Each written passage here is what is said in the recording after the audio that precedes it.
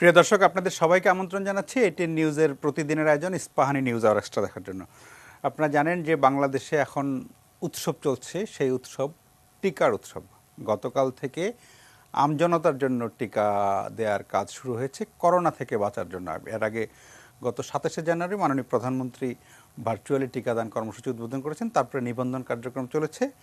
গতকাল 7 ফেব্রুয়ারি থেকে সারা দেশে একযোগে শুরু হয়েছে। আজকে ছিল টিকা দেওয়ার দ্বিতীয় দিন। তবে ঠিক টিকার ব্যাপারে করোনার সময় যতটা সবার অপেক্ষা ছিল, টিকা আসার পরে নানা রকমের অপপ্রচারের কারণে টিকায় কিছুটা মন্থর গতি দেখা যাচ্ছে। সেই অপপ্রচার কিছুটা বিভ্রান্তি, কিছুটা শঙ্কা, কিছুটা আছে খুব সচেতনভাবে অপপ্রচার করা হয়েছে। তার মধ্যে কিছু রাজনীতিও ছিল, কিছু ছিল পাশের দেশ সম্পর্কে আমাদের ভীতি, যে টিকাটা ভারত থেকে কেন আসলো ইত্যাদি ইত্যাদি। সব মিলিয়ে এক ধরনের অনীহা ছিল। কিন্তু আমরা দেখছি যে যত দিন আগাচ্ছে, যেমন আজকে দ্বিতীয় দিন, আর নিবন্ধনের গতি একটু স্লথ ছিল, কারণ অ্যাপসে করা যাচ্ছিল না, ওয়েবসাইটে করা, সেটার কারিগরি কারণেও সাধারণভাবে মানুষ একটু নিরুৎসাহিত ছিল। তবে আজকে মন্ত্রিসভার বৈঠকে বেশ কিছু গুরুত্বপূর্ণ সিদ্ধান্ত হয়েছে, যাতে টিকার বিষয়টি আরও সহজ হবে বলে আমরা ধারণা করছি। কারণ প্রথমে বলা হয়েছিল যে 55+ যাদের বয়স তারাই শুধু প্রাথমিকভাবে নিবন্ধন করতে পারবেন, ফ্রন্টলাইন ফাইটার এবং বেশি পেশাজীবী বা বিশিষ্ট আলাদা ব্যক্তি ছাড়া। সেটা আজকে কমিয়ে বলা হচ্ছে যে 40+ যাদের বয়স তারাই টিকার জন্য নিবন্ধন করতে পারবেন। আর যদি কেউ সুনির্দিষ্ট কারণে, চেষ্টা করেও ব্যর্থ হয়েছেন, টিকা নিবন্ধন করতে পারেননি, সেই কারণ যদি ব্যাখ্যা করতে পারলে জাতীয় পরিচয়পত্র নিয়ে নিকটস্থ কোনো টিকা কেন্দ্রে গেলে তাকে যেন টিকা দেওয়া হয়, সে ব্যাপারেও ব্যবস্থা নেওয়ার নির্দেশ দিয়েছেন মাননীয় প্রধানমন্ত্রী আজকের ক্যাবিনেট বৈঠকে। তার পুরো জিনিসটি যেটুকু জটিলতা ছিল সেটা কাটানোর নানামুখী চেষ্টা চলছে।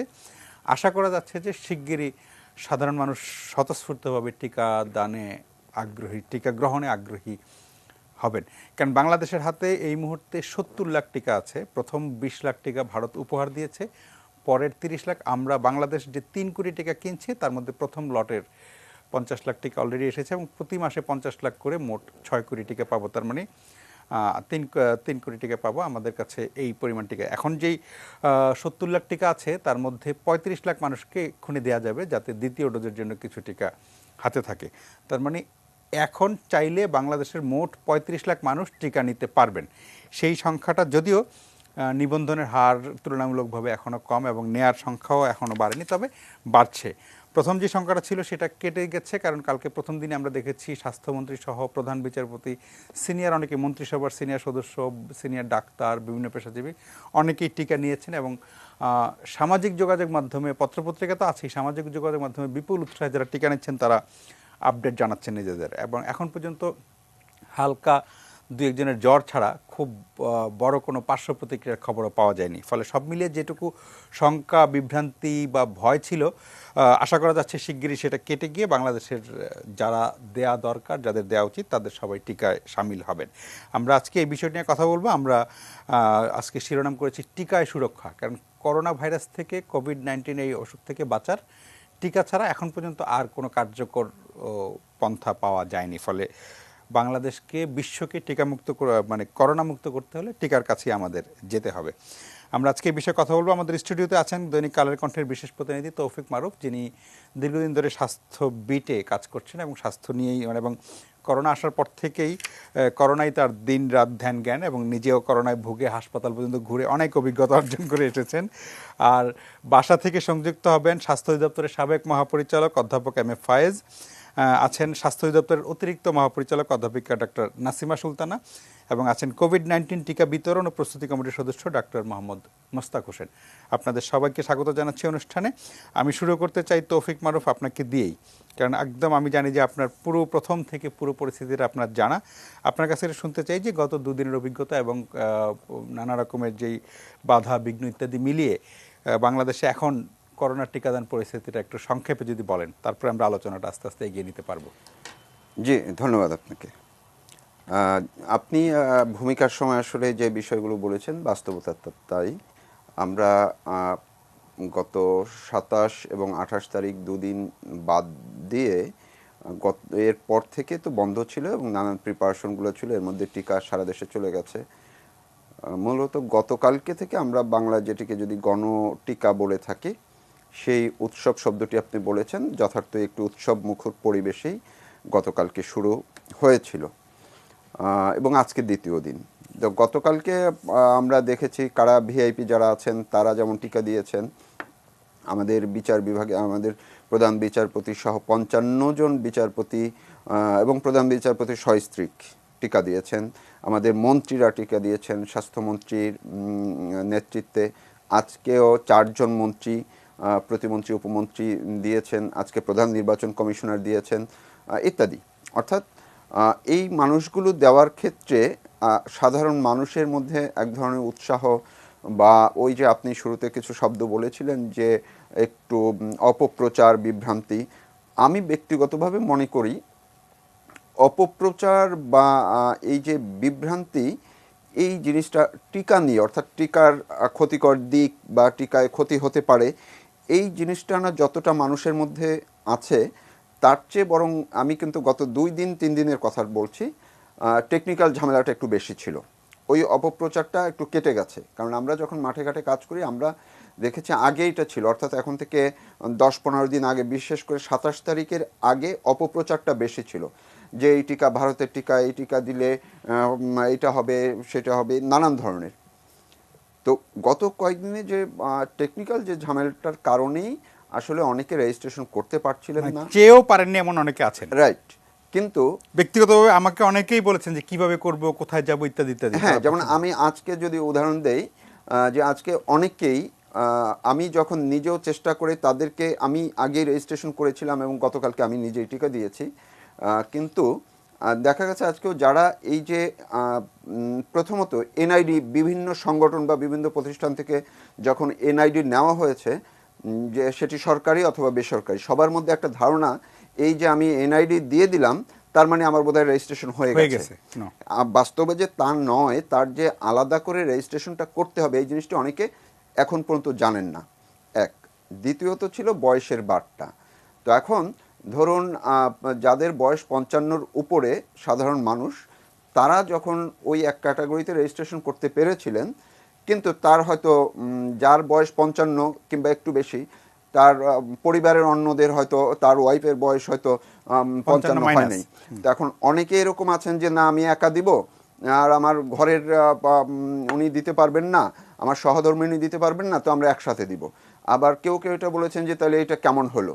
এই যে একটা জটিলতা ছিল, আমার কাছে মনে হচ্ছে এই জটিলতার পাশাপাশি এখানে স্বাস্থ্য অধিদপ্তরের অতিরিক্ত মহাপরিচালক আছেন, যদিও এই বিষয়গুলো আসলে পরিকল্পনার দায়িত্বে তিনি থাকলে বেশি ভালো হতেন।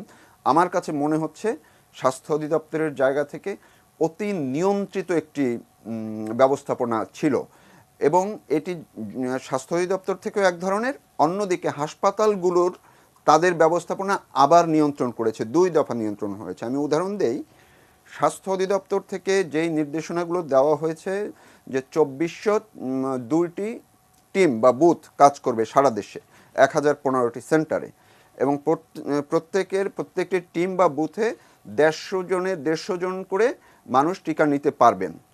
আমি যদি ঢাকার কথা বলি, এবং ঢাকার বাইরেও বিভিন্ন জায়গায় আমাদের প্রতিনিধিদের মাধ্যমে খোঁজখবর নিয়ে দেখেছি, প্রত্যেকটা জায়গায় টিমগুলো রেডি ছিল, বুথগুলো রেডি ছিল, একদম সাজানো গোছানো ছিল। কিন্তু ওই যে হাসপাতালগুলো কি করেছে, হাসপাতালে আমি একদম উদাহরণ দিয়েই বলি, যেমন বক্ষব্যাধি হাসপাতাল জাতীয় মহাখালীতে, সেইখানে আমি আগের দিন রাত্রে ডাইরেক্টর সাহেবের সঙ্গে কথা বললাম। উনি বলল যে আমাদের এখন পর্যন্ত 700-র বেশি নিবন্ধন হয়েছে, কিন্তু আমরা দিব, আমাদের 6টা বুথ, কিন্তু আমরা দিব 1 থেকে 150 জন। এখন দেখেন তার সক্ষমতা কিন্তু 900 মানুষের, কিন্তু তিনি দিবেন আগেই প্রিপারেশন নিয়ে রেখেছেন যে মানুষ বসা থাকবে 900 জনের, কিন্তু উনি দিবেন 150 থেকে 200 জনের। সরোয়ারদিতে সেম অবস্থা। আমি হৃদরোগ হাসপাতালে, সেইখানে একমাত্র বঙ্গবন্ধু বাদ দিয়ে অন্য সবগুলোতে কিন্তু এই চক্ষু ইনস্টিটিউটও সেম, তার ওইখানে ছিল 900 জনের রেজিস্ট্রেশন। ওনারা আমাকেই বলেছেন যে আমরা 100 বা 100 এর বেশি দিব না। কারণ কি জিজ্ঞেস করলাম, তখন বললেন যে প্রথম দিন তো এই জন্য। আমি মনে করি এই যে তাদের যে এক ধরনের সেলফ রেস্ট্রিকশন, এইটা আসলে স্বাস্থ্য অধিদপ্তর থেকে যদি একটু প্রপারলি মনিটরিং হতো, যে না আপনাদের যে ফেসিলিটিস আছে আপনারা সেই অনুযায়ী যতটা সম্ভব দিবেন, তাইলে কিন্তু কালকে এই যে প্রথম দিন যে 31,000 এই সংখ্যাটা শুনে মানুষের মধ্যে এক ধরনের যে হতাশা কাজ করেছে, এইটা কিন্তু করতো না। প্রথম দিন আমরা ধরেই নিয়েছিলাম যে অন্ততপক্ষে আগে সরকারের সিদ্ধান্ত ছিল যে পার ডে 2 লাখ করে টিকা দেওয়া হবে। সেইখানে ওই যে পার টিম বা পার বুথ যদি 150 জন করে হয়, 3,60,000 মানুষের টিকা দেওয়ার সক্ষমতা গতকালকে ছিল এবং এটা রেডি, আজকেও তাই। তাইলে সেখানে কেন আমাদের 10% দেওয়া হয়েছে? 31,000 কেন হবে? মিনিমাম 1 লাখ হলেও একটা স্মার্ট একটা জায়গায় হতো এবং মানুষের মধ্যে কিন্তু এই উৎসাহটা বেশি হতো। আজকে যেটা হচ্ছে, আজকে কিন্তু কালকের চেয়ে একটু বেশি হয়েছে, গতকালকের চেয়ে আজকে অনেকটাই বেশি হয়েছে এবং আমি মনে করি আমাদের আজকে যে বয়সের বারটা 40-এ নামিয়ে আনা হয়েছে, এরপর থেকে অর্থাৎ আজকে দুপুরে বা বিকেল থেকে কিন্তু এক ধরনের ব্যাপকভাবেই রেজিস্ট্রেশনের আগ্রহ শুরু হয়েছে, যেটার প্রভাব আমরা কিন্তু সার্ভারেও দেখতে পাচ্ছি যে এক ধরনের সমস্যা তৈরি করছে। তো আমি বিশ্বাস করি যে আগামীকালকে এই সংখ্যাটা, ওইদিকে রেজিস্ট্রেশনও একটু, যেমন 5,12,000 সন্ধ্যা পর্যন্ত যেটি আমরা পেয়েছি স্বাস্থ্য অধিদপ্তরের কাছ থেকে, তো এই সংখ্যা বেড়েছে। আগামীকাল হয়তো এই সংখ্যা আরও অনেকটাই বাড়বে, অনেক বেশি বাড়বে, কারণ এই যে 40 থেকে 55 অর্থাৎ 15 বছরের অনেক বড় জনসংখ্যা কিন্তু কাভার করবে। এখন এই জায়গাটায় যে হাসপাতালগুলো বা সেন্টারগুলো, তারা যদি আবার ভিড় দেখে, তারা আরেকটা রেস্ট্রিকশন দিয়ে রাখছেন, সেটা হচ্ছে ওই যে SMS গুলো যায়, ওই যে তারা তো যতজনকে আজকে দিবেন তাদেরকে SMS পাঠায়। এখন আমি আজকে বঙ্গবন্ধুতে দেখেছি, আজকে আরও কয়েকটা সেন্টার আমি ঘুরে দেখেছি, সেখানে অনেকেই কিন্তু এসছেন যে শুধু ID কার্ড নিয়ে আসছেন। এখন এরকম একটা সমস্যা আছে। আর একটা সমস্যা আছে, এটি আমার মনে হয় যে আপা শুনছেন, তো এই ক্ষেত্রে কিছু করা যায় কিনা। যেমন একজনের হয়তো উনি প্রথম যখন রেজিস্ট্রেশনটা করেছেন, ওনার সেন্টারটা সিলেক্ট করেছেন হয়তো কুর্মিটোলায়, কিন্তু ওনার বাসা হলো ঢাকা মেডিকেলের আশেপাশে। তো উনি হয়তো আজকে যেমন বঙ্গবন্ধুতে আমি দেখেছি কয়েকজন এরকম গিয়েছেন যে তারা আগে রেজিস্ট্রেশন করেছেন কিন্তু তার সেন্টারটা অন্য জায়গায়, কিন্তু উনি দিতে চান তার এইখানে। এখন সেই জায়গায় টেকনিক্যাল একটা সমস্যা আছে, কারণ সফটওয়্যারে তো তার ওই যে সেন্টারের নাম এবং সেন্টারের কোড নম্বর আছে, এইটা সিলেক্ট করা। এখন এইটি নিয়ে ওনারা আসলে ঠিক করতে পারছিলেন না। আমি নিজে যখন দেখলাম যে বঙ্গবন্ধুর, ওনারা আসলে ঠিক করতে পারছিলেন না যে কি করবেন। ওনারা যখন আবার জানতে চাইছেন যে আমি যে এখানে টিকা দিব, এখন আর সফটওয়্যার যদি এটা না নেয়, ইনপুট যদি না নেয়, তাইলে তো শেষে সেকেন্ড ডোজের ব্যাপার আছে, আবার সার্টিফিকেটের ব্যাপার আছে। দেখা যাবে ওইখানেও হয়তো আমার নাম ওইখানে, তারা তো দেখবে যে আমি দেই নেই, আর এইখানে আপনারা নিলেন কিন্তু ইনপুট দিতে পারছি না। তো এইরকম কিছু বিষয় কিন্তু আছে। এই জায়গাটা আমার মনে হয় কোনো সলিউশন করা যায় কিনা, অর্থাৎ এক কথায় বলতে গেলে যত আমরা স্মুথ করতে পারবো, যত ইজি করতে পারবো, তত কিন্তু এই যে স্বাস্থ্য অধিদপ্তর যে কর্মযজ্ঞ করেছে, বিশাল কর্মযজ্ঞ করেছে, এটির সার্থকতা আমাদের সরকারের যে তারা যে একদম দিন রাত মাননীয় প্রধানমন্ত্রী থেকে শুরু করে আজকে প্রধানমন্ত্রী যেভাবে যেই সিদ্ধান্তগুলোর কথা, নির্দেশনাগুলোর কথা দিলেন, বললেন, এটি অবশ্যই খুবই ইতিবাচক এবং এগুলো বাস্তবায়নের দায়িত্ব কিন্তু আমি এর আগেও বিভিন্ন মিটিংও বলার চেষ্টা করেছি। মাঠ পর্যায়ে যারা আছেন, দেখুন উপরে মাননীয় প্রধানমন্ত্রী কিংবা স্বাস্থ্যমন্ত্রী কিংবা স্বাস্থ্য অধিদপ্তরের উপরের দিকে যারা আছেন, তারা নির্দেশনা দেন, কিন্তু মাঠে যারা আছেন তারা যদি এটি হ্যান্ডসগুলো যদি প্রপারলি কাজ না করে, তবে কিন্তু ফেল করার একটা, যেমন কালকে একটা উপজেলায় আমরা দেখলাম সারা উপজেলায় একজন লোক পাওয়া যায়নি টিকা দেওয়ার, পাবনার কোন একটা জায়গায়। তো এইটি কেন হবে? আমার তো মনে হয় ওই হাসপাতালকে শোকজ করা উচিত, যে ওই উপজেলা হেলথ কমপ্লেক্সকে, যে আপনাদের যে ডাক্তার কর্মচারীরা আছে, কেন আপনারা নিজেরাও টিকা দিলেন না? যদি এটি আজকে পত্রপত্রিকায় আসছে, তো যদি সেটি হয়ে থাকে, এটি ইনকোয়ারি যোগ্য। আর এই যে সার্বিক ব্যবস্থাপনায় মনিটরিংয়ের জায়গাটা একটু কেন্দ্র থেকে জোরালো করা দরকার। আচ্ছা, আমি একটু নাসিমা সুলতানা আছেন, ওনার কাছ থেকে একটু শুনে নেই যে জিনিসগুলো। অধ্যাপক নাসিমা সুলতানা, তৌফিক মারুফ যে সমস্যাগুলোর কথা বললো, আমরা জানি যে আপনারা টিকার জন্য আপনাদের ব্যাপক প্রস্তুতি, এবং এই অনুষ্ঠানে আমরা একাধিকবার কথা বলেছি, ডক্টর মুস্তাক হোসেনও ছিলেন সেই আমাদের একাধিক শোতে, যে আমরা জানি যে আপনারা যেভাবে তালিকা করেছেন, প্রায়োরিটি লিস্ট ইত্যাদি সবই ঠিক ছিল বা ঠিক আছে, কিন্তু এই একদম ঠিক আমরা এটাও জানি যে মাঠে নামলে কিছু না কিছু সমস্যা তৈরি হবে, যে সমস্যাগুলো আগে থেকে হয়তো ধারণা করা যায় না। তৌফিক মারুফ যে সমস্যাগুলোর কথা বললো, এ ব্যাপারে আপনাদের একটু বক্তব্য শুনতে চাচ্ছি, আপনারা এইগুলা সমাধান করার ক্ষেত্রে কি ভাবছেন? ধন্যবাদ আপনাকে এবং জনাব তৌফিক মারুফকে ধন্যবাদ যে উনি সব সঠিকভাবে মেনশন করেছেন যে এই কাজে নেমে এই সমস্যাগুলো হয়েছে। এবং আমাদের আসলে আমরা মনিটরিং এর ক্ষেত্রে যদি বলেন তাহলে আমাদের প্রত্যেক পরিচালক, লাইন ডিরেক্টর যারা আছেন তাদের জন্য হাসপাতাল নির্দিষ্ট হয়েছে যে তারা সেই জায়গাগুলো মনিটরিং করবে। এবং আমরা প্রত্যেকদিন বিকেল বেলাও আবার সারা দেশের উপজেলা স্বাস্থ্য কর্মকর্তা, সিভিল সার্জন, বিভাগীয় পরিচালক তাদের সাথে কথা বলেছি এবং আজকেও বিকেলে আমরা কথা বলেছি। এই 2 দিনের আমাদের যে ত্রুটিগুলো চোখে পড়েছে সেগুলো যেন সংশোধন হয়, সেই ব্যাপারে তাদের সঠিকভাবে নির্দেশনা দেওয়া হয়েছে যে তারা এইভাবে কাজ করবে। এবং মাননীয় প্রধানমন্ত্রীর যে নির্দেশনাগুলো আমরা 40 বয়সের এগুলো যেন তারা করে এবং স্পট রেজিস্ট্রেশনের ক্ষেত্রেও তারা যেন স্পট রেজিস্ট্রেশনের যায় আসলে তার এনআইডি নিয়ে আসলে সে যেন দিতে পারে, এই সব বিষয়ে আমরা নির্দেশনা দিয়েছি। এবং প্রত্যেকটা বিষয়ে সিভিল সার্জন এবং ডিভিশনাল ডিরেক্টরদের বলা হয়েছে তারা যেন ইউচিপিটা যেমন করবেন তারাও যেন সার্বক্ষণিক মনিটরিং রাখেন। আমরাও ঢাকা থেকে এটা প্রত্যেকদিনই বিকেলবেলা বসে এবং তাছাড়াও আমরা নিজেরাও যারা পরিচালক, লাইন ডিরেক্টর আছেন ঢাকার বাইরে যেও এই কার্যক্রমগুলো দেখবেন। জি, আপনাকে ধন্যবাদ। আমরা আবার আসবো আপনার কাছে। ডাক্তার মুস্তাক হোসেন, আপনি আমাদের এই শোতে আর আগের একটা অনুষ্ঠানে যুক্ত ছিলেন, তখন আমরা যে টিকা নিয়ে প্রচারণা, তখন আপনি এমন একটা কথা বলেছিলেন যে মানে আগে থেকেই প্রচারণা দিয়ে যদি অনেক হাইপ তোলা হয়, কিন্তু আমাদের হাতে আছে 70 লাখ টিকা, তার মানে আমরা এই মুহূর্তে 35 লাখ লোককে দিতে পারবো। কিন্তু যদি কোনো কারণে ধরেন অনেক উৎসাহী লোক হয়, সংখ্যাটা বেড়ে যায়, তাহলে মানে সামাল দেওয়া যাবে না। কিন্তু সেই আশঙ্কাটা এখন দেখি উল্টো হয়েছে। ধরেন যেখানে লাখ লোক টিকা নেওয়ার কথা সেখানে এখনও হাজারের ঘরে। আমরা জানি যে এটা দ্রুত বাড়বে এবং মানে প্রথম দিনের দেখার পরে যে নেতৃস্থানীয় যারা আছেন, স্বাস্থ্যমন্ত্রী থেকে শুরু করে প্রধান বিচারপতি, প্রধান নির্বাচন কমিশনার, তারা নিয়েছেন, ফলে সাধারণ মানুষের মধ্যে কনফিডেন্সটা অনেক বাড়বে। কিন্তু সংখ্যাটা এত কম কেন, আপনার কি ধারণা? জি, ধন্যবাদ আপনার এই প্রশ্নটা।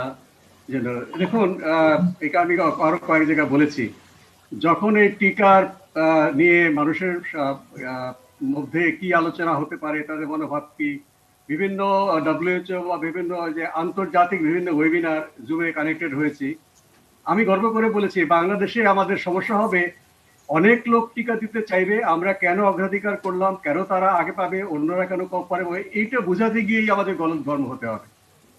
তখন কেউ কেউ আমাকে মুস্কিল এসে বলেছে যে দেখো, মহামারীটা তো সমস্ত দেশে ছড়িয়ে পড়েছে, কোনো দেশ পথে পথে মনে করেছে এখানে মহামারীটা হবে না, বা হলেও হালকা ইনফ্লুয়েঞ্জা জ্বর বাইরে থেকে এসছে, চীন ছাড়া সব দেশই বাইরে থেকে এসছে।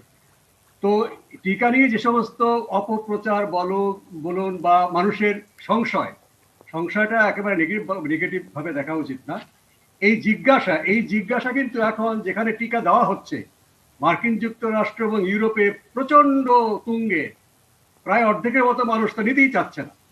নানা রকম প্রশ্ন, সোশ্যাল মিডিয়ার মাধ্যমে এগুলো ভেসে ভেসে তোমার দেশে চলে যাবে, বাংলাদেশে দেখবা তোমাদের এখানে সংশয় তো এখন নেই মনে হচ্ছে। যখন টিকাটা চলে আসবে, যখন একদম সামনে টিকা নিতে হবে কিনা, তখন সবাই বলবে পহেলে আপ, যে আমি আগে নিব না, আপনারা নেন। আমি কিন্তু বলেছি বাংলাদেশে নাও হতে পারে। দেখুন, আমার ভবিষ্যৎবাণী ঠিক হয়নি, তারা যে তাদের আশঙ্কাটা ঠিক হয়েছে। হ্যাঁ, যে এবং তারা বলেছে, আমার মনে হয় যে বলে মহামারীটা ধীরে ধীরে বাংলাদেশে এভাবে উঠে গিয়ে আবার নেমে গেছে। তো বলছে তোমাদের দেশের টিকাটাও কিন্তু এভাবে শুরু হবে, ধীরে ধীরে উঠবে, বাড়তে থাকবে। এই যে বাড়তে থাকবে, এটা প্রেডিকশন যদি তোমরা এপিডেমিওলজির মতো করতে পারো, তাহলে তোমাদের পরিকল্পনাটা ভালো হবে। আমি মনে করি যে যারা পরিকল্পনা করেছেন, আমার চাইতেও যারা গুরু দায়িত্বে আছেন, ঠিক সেইভাবে কিন্তু করেছে, যে প্রথমে 25 জন, তারপরে 500+, তারপরে গতকাল 31,000, আজকে তার 1.5 গুণ। তাহলে গ্রাফটা কিন্তু ঊর্ধ্বমুখী। মানুষের মধ্যে ভয় ভীতি বা গুজব, এটা কিন্তু হঠাৎ করে উপরে ওঠে। যেভাবে নিউ ইয়র্কে আপনার মহামারীটা হঠাৎ করে উপরে উঠে গেছে, বা উহান শহরে বা ইটালি লম্বার্ডিতে নেমেছে আস্তে আস্তে আস্তে। তো বাংলাদেশের মানুষের মধ্যে ভয় ভীতি, প্রশ্ন, সংশয়, যাই বলুন না কেন, এগুলো কিন্তু হঠাৎ করে, এটা নিয়ম হচ্ছে অনেক ঊর্ধ্বমুখী হয়ে যায়, সেটা ধীরে ধীরে নামতে থাকে। এটা কিন্তু আমার এই যেভাবে আমাদের মহামারীটা মানে পাহাড়ের মতো উঠেছে বা নেমেছে, গুজব কিংবা মানুষের মধ্যে উদ্বেগ, উৎকণ্ঠা, এটা কিন্তু হঠাৎ করে রাইজ করে একেবারে খাড়া উপরের দিকে ওঠে, তারপর সে নামতে থাকে। এখন বাংলাদেশে সেই পর্যায়টা পড়ছে যে খাড়া উপরের দিকে উঠে গেছিল। যখন টিকাটা আসলো, টিকাটা আসার আগ পর্যন্ত ছিল কেন সরকার আনছে না, আমরা কেন এত কম পাচ্ছি, ভারত কেন দেবে না, ভারতকে ধরো, তারা আন্তর্জাতিক দায়িত্ব পালন করছে না। টিকাটা আসার পরে কিন্তু এইটার সংশয় গুজব যেগুলো সোশ্যাল মিডিয়ার মাধ্যমে আসছে, আমি কিন্তু মনে করি না বাংলাদেশের মানুষ একটা আলাদা খারাপ কোনো কাজ করছে। এই একই রকম যুক্তি কিন্তু সব দেশেই হয়েছে। ধর্ম নিয়ে ধর্মীয় ভিত্তিতে আপনার টিকাকে প্রত্যাখ্যান করা, প্রতিবেশীর প্রতি অবিশ্বাস, সন্দেহ। ইন্দোনেশিয়ায় খেয়াল করুন, ইন্দোনেশিয়ায় চীনের টিকা আসছে, তারা বলছে চীনের টিকা হচ্ছে কাফেরদের টিকা, মুসলমানদের জন্য হারাম, আমরা এটা নিব না, শুয়োরের চর্বি আছে, ওরা আমাদেরকে নাস্তিক বানাতে চায়, আমরা এটা নেব না, আমরা ইন্ডিয়ার টিকা নেব, বা আমরা এই ইউরোপের টিকা নেব। কাজে সেখানকার ওলামা বোর্ড, আমাদের দেশে এমন কিছু হয়নি, সেখানকার ওলামা বোর্ড বসে সরকারের সাথে তারা বলেছে, প্রমাণ হয়েছে যে এটা কোনো শুয়োরের মানে কোনো উপাদান নেই, এটা কমপ্লিটলি হালাল, এবং কিছু অ্যালকোহল বিষয় আছে, সেটা ঔষধ হিসাবে অ্যালকোহল নেওয়া যেতে পারে। নানা রকম হাদিস এবং কোরআনের বাণী দিয়ে তারা সেটাকে বড় বড় ব্যানার দিয়ে সেটা করেছে। আর ডিএনএ আরএনএ নিয়ে যে কিরকম একটা মানে সায়েন্সকে অপব্যবহার করে যে গুজবটা, আমাদের দেশে খুবই সামান্য পরিমাণে সেটা আছে। এটা ইউরোপ এবং আমেরিকাতে বাজারটা খুব চড়া, যে মানুষের মধ্যে মাইক্রোচিপস ঢুকিয়ে দেওয়া হবে। ব্রাজিলের প্রেসিডেন্ট তো বলেই ফেললেন যে মানুষ কুমির হয়ে বেরোবে। আমাদের দেশে এ ধরনের সমস্যা হয়নি। কাজে আমাদের এখানে যেটা হয়েছে, অন্য দেশে যা হয়েছে তার চেয়ে অনেক কম হয়েছে। গ্রাফটা উঠেছে, এখন নামতে থাকবে।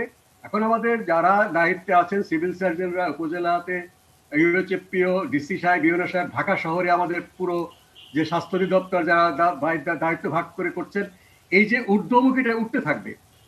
আগামী সপ্তাহে আমার মনে হয় অনেক লোক হবে, এখনকার চেয়ে দ্বিগুণ ত্রিগুণ লোক হবে। সেটা সামাল দেবার জন্য নতুন নতুন পরিস্থিতি হবে, আমাদের প্রচুর ভলান্টিয়ার প্রয়োজন হবে। ভলান্টিয়ারদের প্রশিক্ষণ দেওয়া হচ্ছে, এবং যেভাবে লাইন ডিরেক্টরদেরকে ভাগ করে দেওয়া হয়েছে খুবই ঠিক আছে। ঢাকা শহরেও আমাদের এভাবে ভাগ করা দরকার। জেলায় জেলায় অনেকটা সংগঠিত, সেখানকার যে পাবলিক হেলথের কাঠামো অনেকটা গোছানো, কমিউনিটি ক্লিনিক পর্যন্ত স্বাস্থ্যকর্মীরা দায়িত্ব ভাগ করা আছে। বরঞ্চ আমাদের শহরে এরকম এলাকা ভিত্তিক কোনো স্বাস্থ্যকর্মী ভাগ করা নেই। শহরে আমাদের খুব মনোযোগ দিতে হবে। ঢাকা শহর, চট্টগ্রাম শহর, গাজীপুর, নারায়ণগঞ্জ, করোনার মহামারীর সময় দেখা গেছে এখানে জনস্বাস্থ্য কাঠামো না থাকার কারণে এখানে প্রথম দিকে চাপ সামলাতে হয়েছে টেস্টের এবং আইসোলেশন কোয়ারেন্টিনের।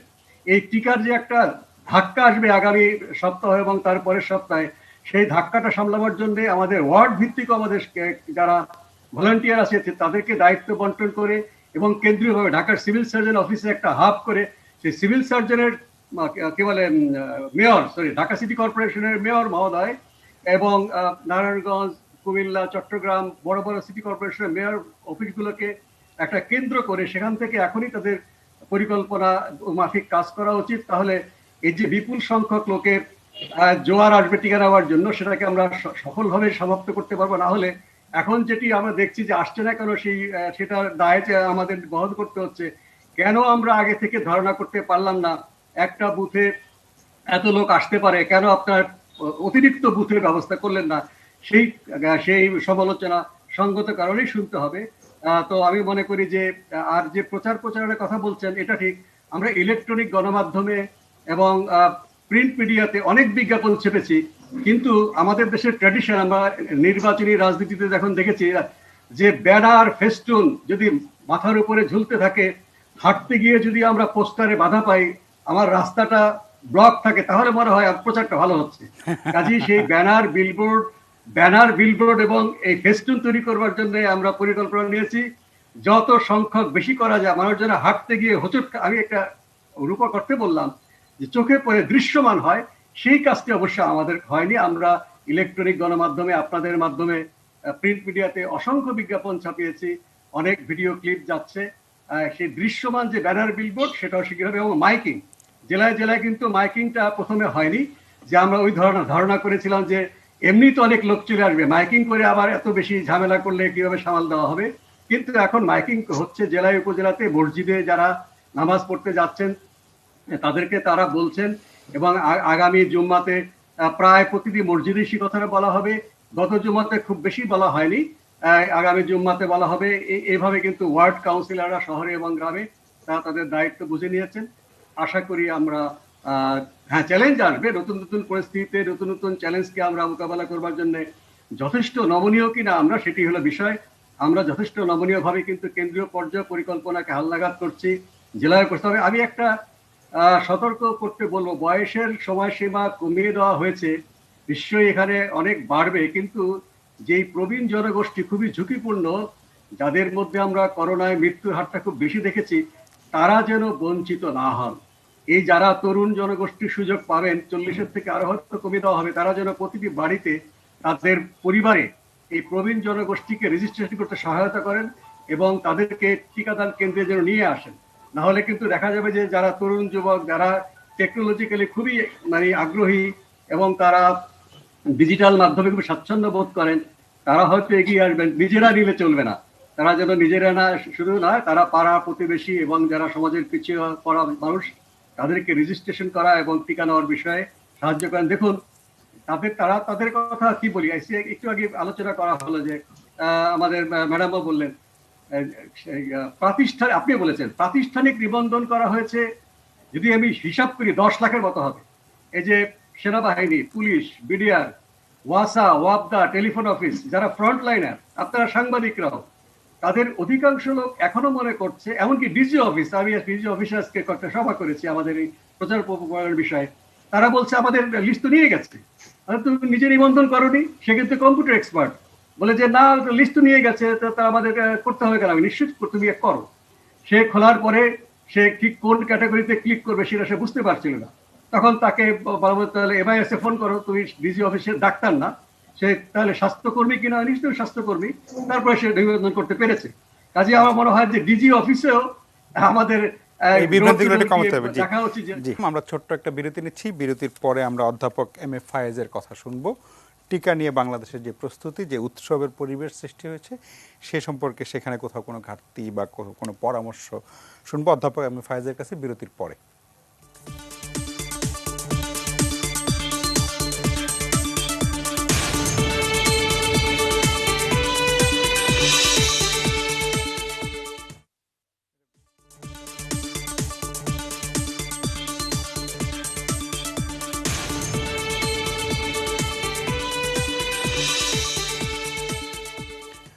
প্রিয় দর্শক, আমরা ফিরে এলাম আলোচনায়। কথা বলছিলাম টিকা নিয়ে।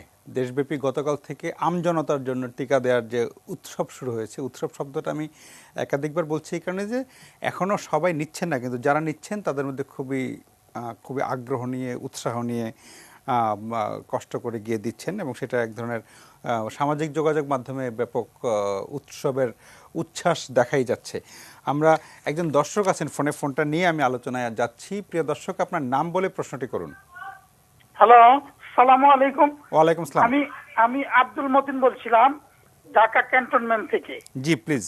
আমার মুস্তাক ভাইয়ের কাছে প্রশ্ন। জি। আমার বয়স 66। জি। আমার ডায়াবেটিস আছে, প্রেসার আছে। 2014 সালে আমি স্ট্রোক করছিলাম, ব্রেন স্ট্রোক করছিলাম। এখন আমি রেজিস্ট্রেশন করাইছি, আগামীকালকে আমার কর্মীটোলাতে টিকা দেওয়ার ডেট। কিন্তু গতকালকে ডিবিসি নিউজের চ্যানেলে বঙ্গবন্ধু বিশ্ববিদ্যালয়ের প্রাক্তন ভাইস চ্যান্সেলর নজরুল সাহেব বললো যাদের ডায়াবেটিস আছে তারা টিকা দিতে পারবে না। আমার ডায়াবেটিসও নিয়ন্ত্রিত, তাহলে আমি কি টিকা দিতে পারবো কি দিতে পারবো না? মুস্তাক ভাইয়ের কাছে প্রশ্ন। আচ্ছা, মুস্তাক ভাই একটু উত্তরটা দিয়ে নেন, তারপর আমি ফয়েজ স্যারের কাছে। মুস্তাক ভাই আমার খুব ভালো পারবেন। আমি এটুকু বলি, আপনি টিকা দিতে পারবেন। আপনি টিকা দিতে কেন পারবেন, ফয়েজ স্যারের কাছ থেকে শুনুন। জি, অধ্যাপক এম এ ফায়েজ, আপনার কাছে আমি আসছিলাম, যেহেতু উনি স্পেসিফিক মুস্তাক ভাইয়ের কাছে জানতে চাচ্ছিলেন, সেই কারণে তার কাছে গেলাম। আপনার কাছে শুনতে যে বাংলাদেশের এই যে টিকার যে সার্বিক প্রস্তুতি, সোফার আমরা মানে টিকার প্রস্তুতিটা খুব ভালো হয়েছে, কিন্তু গত মানে আমার ধারণা আসলে এইটুকু কেটে যাবে, কিন্তু এখনও যেই অর্থে উৎসাহ থাকার কথা, যেখানে লাখ লাখ মানুষের দেওয়ার কথা, কারণ আমাদের হাতে 70 লাখ টিকা আছে, চাইলে আমরা 35 লাখ লোককে এখনই টিকা দিতে পারবো, মানে ধাপে ধাপে। সেইখানে এখনও হাজারের ঘরে। সেটা আপনার সব মিলিয়ে প্রস্তুতি বা যেই শঙ্কা, কিছু তৌফিক মারুফ কিছু সমস্যার কথা বললেন, আবার নাসিমা সুলতানা কিছু সেটা সমাধানের কথা বললেন, আপনার কাছে একটু শুনতে চাই। এবং দর্শকের যিনি প্রশ্ন করেছেন তার যেই কৌতূহল, যে ডায়াবেটিস আছে, প্রেশার আছে, স্ট্রোক করেছেন, উনি টিকা নিতে পারবেন কিনা কালকে কুর্মিটোলা হাসপাতালে গিয়ে। অধ্যাপক এম এ ফায়েজ। ধন্যবাদ। সম্মানিত যারা প্যানেল, ধন্যবাদ যারা সম্মানিত প্যানেল বক্তা যারা কথা বলছেন সবাইকে সালাম জানাচ্ছি, দর্শক শ্রোতা যারা শুনছেন সবাইকে সালাম। আমরা আসলে একটা অত্যন্ত সৌভাগ্যবান একটা সময় আমরা যাচ্ছি, যে রোগের বয়স 1 বছরের কম, যে রোগ বৈশ্বিক মহামারী অতিমারী, ওই রোগের অত্যন্ত দ্রুততার সাথে দুনিয়াতে আমরা ভ্যাকসিন পেয়েছি এবং এই ভ্যাকসিনটা কার্যকর। এই ভ্যাকসিন শুধু কার্যকর না, এগুলো নিরাপদও বটে।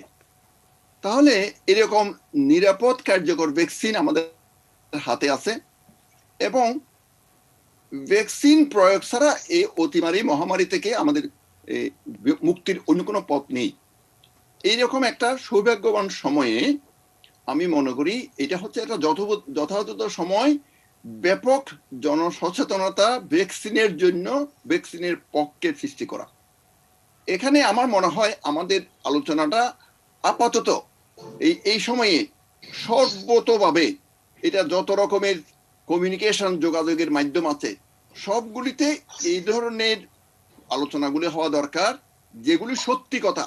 এবং এই সত্যি কথাগুলো যেগুলো অনেক বেশি কথা নেই, এটা কার্যকর এবং নিরাপদ এবং এটা কাদেরকে দিতে হবে, এখন দেওয়া যাবে না এমন সংখ্যা কিন্তু বিশ্ব স্বাস্থ্য সংস্থা বলছে কাদেরকে দেওয়া যাবে না। এদের মধ্যে পরে কেবলমাত্র যাদের অতীতে ভ্যাকসিন দিয়েছে অথবা ইনজেকশন দিয়েছে, তাদের যদি কোনো রকমের পার্শ্ব প্রতিক্রিয়া হয়ে থাকে এরকম ব্যক্তিদের কেবলমাত্র ভ্যাকসিন দেওয়া যাবে না। এছাড়া আর একটা গ্রুপ বলেছে যে যদি কেউ গর্ভবতী মহিলা হয়ে থাকেন কিংবা দুধ পান করাচ্ছেন, ব্রেস্ট ফিডিং মা, তাদেরকে আপাতত না দেওয়ার জন্য বলেছে। এই জন্য কারণ ওদের উপর তো গবেষণা হয়নি। তবে এও বলেছে যদি কোনো স্বাস্থ্যকর্মী, আমি স্বাস্থ্যকর্মী বলছি ব্যাপক অর্থে, স্বাস্থ্যকর্মী কেউ যদি ফ্রন্ট লাইন ওয়ার্কার হয়ে থাকেন এবং উনি যদি গর্ভবতী হয়ে থাকেন এবং ব্রেস্ট ফিডিং মা হয়ে থাকেন, তাহলে তাকেও দেওয়া যাবে তার অনুমতি নিয়ে, তাকে বলে। এবং আমাদের একটু আগে যে সম্মানিত যিনি শ্রোতা করছেন, আমার মনে হয় যদি ভ্যাকসিনের বিজ্ঞানসম্মতভাবে যেটা বলছে সবাই, ভ্যাকসিনের যদি উপকার বেশি হয়ে থাকে তাহলে এইরকম যাদের অনেক রকমের রোগ আছে, ডায়াবেটিস, উচ্চ রক্তচাপ, অতীতে স্ট্রোক, কিডনি রোগ, ক্যান্সার, অন্যান্য রোগ, এইরকম রোগীগুলো বরং অনেক বেশি তাদেরকে অনেক এরকম নিরাপত্তা সহ তাদের ঝুঁকি মুক্ত করবে ভ্যাকসিন প্রয়োগের ফলে। কাজে আমি মনে করি এখন আমাদের যে সময়, তাতে করে আমাদের আসলে কেন রেজিস্ট্রেশন করতে হবে, আমি গেলেই তো আমাকে ভ্যাকসিন দিতে পারে, কেন রেজিস্ট্রেশন দরকার, এটাও কিন্তু আমার মনে হয় ব্যাপকভাবে আমাদের জানা দরকার। রেজিস্ট্রেশন করতে হবে এই জন্য প্রত্যেকটা মানুষকে ভ্যাকসিন দিচ্ছি, এটা তথ্যগুলো সংরক্ষণ করতে হবে, ডাটা লাগবে। কেন ডাটা লাগবে? কেন এটা ডাটা না, শুধু ভালো ডাটা লাগবে। কেন ভালো ডাটা লাগবে? ভালো ডাটা লাগবে ভালো সিদ্ধান্তের জন্য। আমরা চাই ভ্যাকসিন সম্পর্কিত যত রকমের ভালো ভালো সিদ্ধান্তগুলি হবে আমাদের বাংলাদেশে, আমরা ওই এরকম এই আইটি ব্যবহার করে এটা আমরা দিতে পারবো। এই জন্য সব ধরনের তথ্য যাতে সংরক্ষণ করা যায়, কবে প্রথম ডোজ দিলাম, কবে দ্বিতীয় ডোজ দিতে হবে, কোনো পার্শ্ব প্রতিক্রিয়া হচ্ছে কিনা, যত সামান্য হোক না কেন, এগুলো যদি আমরা রেকর্ড করতে না পারি তাহলে আমরা জনগণকে নিশ্চয়তার সাথে বলতে পারবো না যে আপনাদের এরকম আজকে যেমন 46,000 মানুষ টিকা দিয়েছেন, গতকাল 31,000 মতো মানুষজন টিকা দিয়েছেন। একই সাথে দেখুন, আমি কিন্তু অত্যন্ত গুরুত্ব সহকারে বলতে চাই, আমাদেরকে আসলে এই মিডিয়ার যে ফিস কথাগুলো শুনতে হবে। এগুলিকে যতই বলি ইনফোডেমিক বলি বা গুজব বলি, কুসংস্কার বলি, এগুলো মুক্ত হওয়া প্রয়োজন। যত দ্রুত মুক্ত হওয়া যাবে তত মানুষজন ভ্যাকসিন নেওয়ার জন্য, টিকা নেওয়ার জন্য আগ্রহ প্রকাশ করবে। এটার জন্য কিন্তু বিশ্ব স্বাস্থ্য সংস্থা গত কয়েকদিনের মধ্যেই ওনারা কিন্তু ইয়ার্স নামে একটা কার্যক্রম শুরু করেছেন। এটাকে বলতে early artificial intelligence support response for social listening tool, যাতে করে এই যে আমরা একটু আগে যেটা বললাম, এগুলো যদি আমাদের মিডিয়াতে, সমস্ত রকমের মিডিয়াতে জনসচেতনতা সৃষ্টির জন্য এবং মানুষজনকে উদ্বুদ্ধ করার জন্য ওইগুলো আমাদের অ্যাড্রেস করা দরকার। এবং এটা কিন্তু এত ব্যাপক, এগুলো কিন্তু খুব রিয়েল টাইমে ওনারা অ্যানালাইসিস করার ব্যবস্থা করেছেন। আমরাও এই ধরনের তথ্যগুলো নিয়ে, যেগুলো কুসংস্কারের মতো তথ্য, এগুলো আমাদের আসলে আমলে নেওয়া দরকার এবং এগুলো নিয়ে কথা বলা দরকার। তবে আমি রিকোয়েস্ট করব সবাইকে যাতে সত্যি কথাগুলো বেশি বেশি বলা হয়। যেমন ভ্যাকসিন, এই যে সব বয়সের মানুষদের নেওয়া যাবে, 18 বছরের পর্যন্ত সবাইকে নিতে পারবেন, কিন্তু এখন যাদের দিলে বেশি লাভ হবে, যাদের দিলে সচেতন, যাদের যদি দেওয়া হয় তারা সুরক্ষা পাবে, অন্যদেরকে সুরক্ষা করতে পারবে। এটা এমন তো করা যাবে না যে আগামী 2 সপ্তাহের মধ্যে আমরা এখন 80% মানুষকে ভ্যাকসিন দিতে পারবো। এটা পর্যায়ক্রমে যাদেরকে দিলে বেশি লাভ হবে ওদেরকে আগে দিতে হবে। আমি জানি 40 পর্যন্ত বয়সে নিলে অনেককে দিলে বেশি লাভ হবে, কারণ আমাদের দেশে 40 বছর বয়সের মধ্যে তো অনেকের ডায়াবেটিস আছে, অনেকে উচ্চ রক্তচাপ আছে, অনেকের হাঁপানি আছে, অনেকের হার্টের রোগ আছে। আমি মনে করি যে যাদের দ্বারা প্রায়োরিটি, ওদেরকে অবশ্যই দ্রুততার সাথে দেওয়া দরকার। এবং সবাইকে আমি রিকোয়েস্ট করবো, অনুরোধ করবো যাতে রেজিস্ট্রেশন করেই দেন, কারণ ওখানে আসলে অনেক ভিড় করার দরকার নেই। রেজিস্ট্রেশন করা গেলে খুব দ্রুত। আমি তো দেখেছি, আজকে আমি একটা সেন্টারে দেখেছি, আমি 2-3টা সেন্টার নিজেই আমি ব্যক্তিগতভাবে ভলান্টারিলি আমি দেখেছি যে ওখানে খুব দ্রুততার সাথে যাচ্ছে লোকজন এবং বেরিয়ে আসছেন। তবে যে আধা ঘন্টা যে ওনারা বসছেন, ওই সময়টাকে আমার মনে হয় যথাযথ ব্যবহার করা দরকার। আজকে যে 1500টা সেন্টার, 1000-এর অধিক সেন্টার, এগুলো কিন্তু সবগুলো হেলথ প্রমোটিং হাসপাতাল হয়ে গেছে। হেলথ প্রমোটিং হাসপাতালে এই সুযোগটা আমাদের নেওয়া দরকার। যারা ওইখানে বসে আছেন, আধজনে বসে আছেন, ওনাদের যদি আমরা একটা লিফলেট দিতে পারি, আমরা যদি কিছু কথা বলতে পারি, অথবা ওইখানে কোনো স্ক্রিনে যদি কিছু দেখানো যায় যে যেগুলো পজিটিভ কথাগুলো, যেগুলো আমরা একটু আগে শুনছিলাম, অনেক প্রশ্ন আছে যেগুলো মানুষের বারবার গুলো বললে ওখানে যারা আছেন ওনারা যাতে উদ্বুদ্ধ করতে পারেন। আজকে যারা ভ্যাকসিন নিয়েছেন গত 2 দিনে প্রায় 70,000-এর অধিক জনগণ সফলতার সাথে, সৌভাগ্যবান যারা ভ্যাকসিন নিয়েছেন, সবাই কিন্তু ভ্যাকসিন প্রমোটার। আমি রিকোয়েস্ট করবো, যিনি ভ্যাকসিন দিচ্ছেন উনি গিয়ে উনার বাসার মধ্যে বা উনার রিফ্লেটে থাকেন, যে বস্তিতে থাকেন, যেখানে থাকেন, যেখানে আছেন, ওখানে আশেপাশে সবাইকে যাতে উদ্বুদ্ধ করেন। কারণ সবাই নিরাপদ হওয়া ছাড়া ব্যক্তিগতভাবে আমি ভ্যাকসিন দিলাম, আমি লাভবান হতে পারবো কিনা সন্দেহ আছে। সবাইকে লাভবান হতে হবে। সবাইকে একসাথে যৌথভাবে লাভবান করার একমাত্র পথ হচ্ছে সবাইকে সচেতন করা। এবং আমি মনে করি শুধু আমরা যারা সচেতন নাগরিক, সবাই যাতে অন্যদেরকে সংঘবদ্ধভাবে সচেতন করি। আসুন আমরা সবাই মিলে খুব দ্রুত এই কাজটা করি। আমরা সবাই হেলথ প্রমোটিং হাসপাতাল হই। আমরা এই টিকার উদ্বোধন, টিকা আগ্রহ করে দেওয়ার জন্য সবাইকে আমরা উদ্বুদ্ধ করি। আমি মনে করি আপনাদের এই অনুষ্ঠানের মাধ্যমে এই আবেদন আমি করতে চাই। এটা বিনীত অনুরোধ। সবাই আমরা এগিয়ে আসব, সবাই আমরা ভ্যাকসিন প্রমোটার, সবাই আমরা ভ্যাকসিন প্রমোটার, যাতে আমরা সংঘবদ্ধভাবে সবাই নিরাপদ থাকতে পারি। ধন্যবাদ। জি, আপনাকে অনেক ধন্যবাদ জনাব আব্দুল মতিন। আপনি আশা করি অধ্যাপক এম এ ফায়েজের বক্তব্য শোনার পরে আপনার মনে যদি কোনো সংশয় দ্বিধা থাকে সেটা কেটে গেছে। কালকে আপনি কুর্মিটোল হাসপাতাল নির্ধারিত সময়ে গিয়ে আপনার টিকাটি আপনি নিতে পারবেন। আপনাকে অনেক ধন্যবাদ। তৌফিক মারুফ, আপনি আপনি একদম মাঠ পর্যায়ের, তো সেখানে আপনার কাছ থেকে কিছু সমস্যাগুলো আমরা হয়তো টিকা দেওয়া শুরু করার আগে অনেক কাগজে প্ল্যান করা হয়েছে, কিন্তু কাগজের প্ল্যান আর বাস্তবের প্ল্যান অনেক সময় থাকে। যেমন আমি একটু আগে আসার সময় লেটেস্ট খবর জানার জন্য খোঁজ নিতে গিয়ে দেখলাম যে এই মুগ্ধা হাসপাতালে গিয়ে অনেককে টিকা নিতে যারা প্রথমে যাচ্ছেন, যেহেতু 55+, ফলে সবারই বয়স কিন্তু 60+ বা এরকম, বা কারো 70 হতো, তাদের অনেককে গিয়ে লিফট বন্ধ, সিঁড়িতে অনেক দূর উঠতে হয়েছে।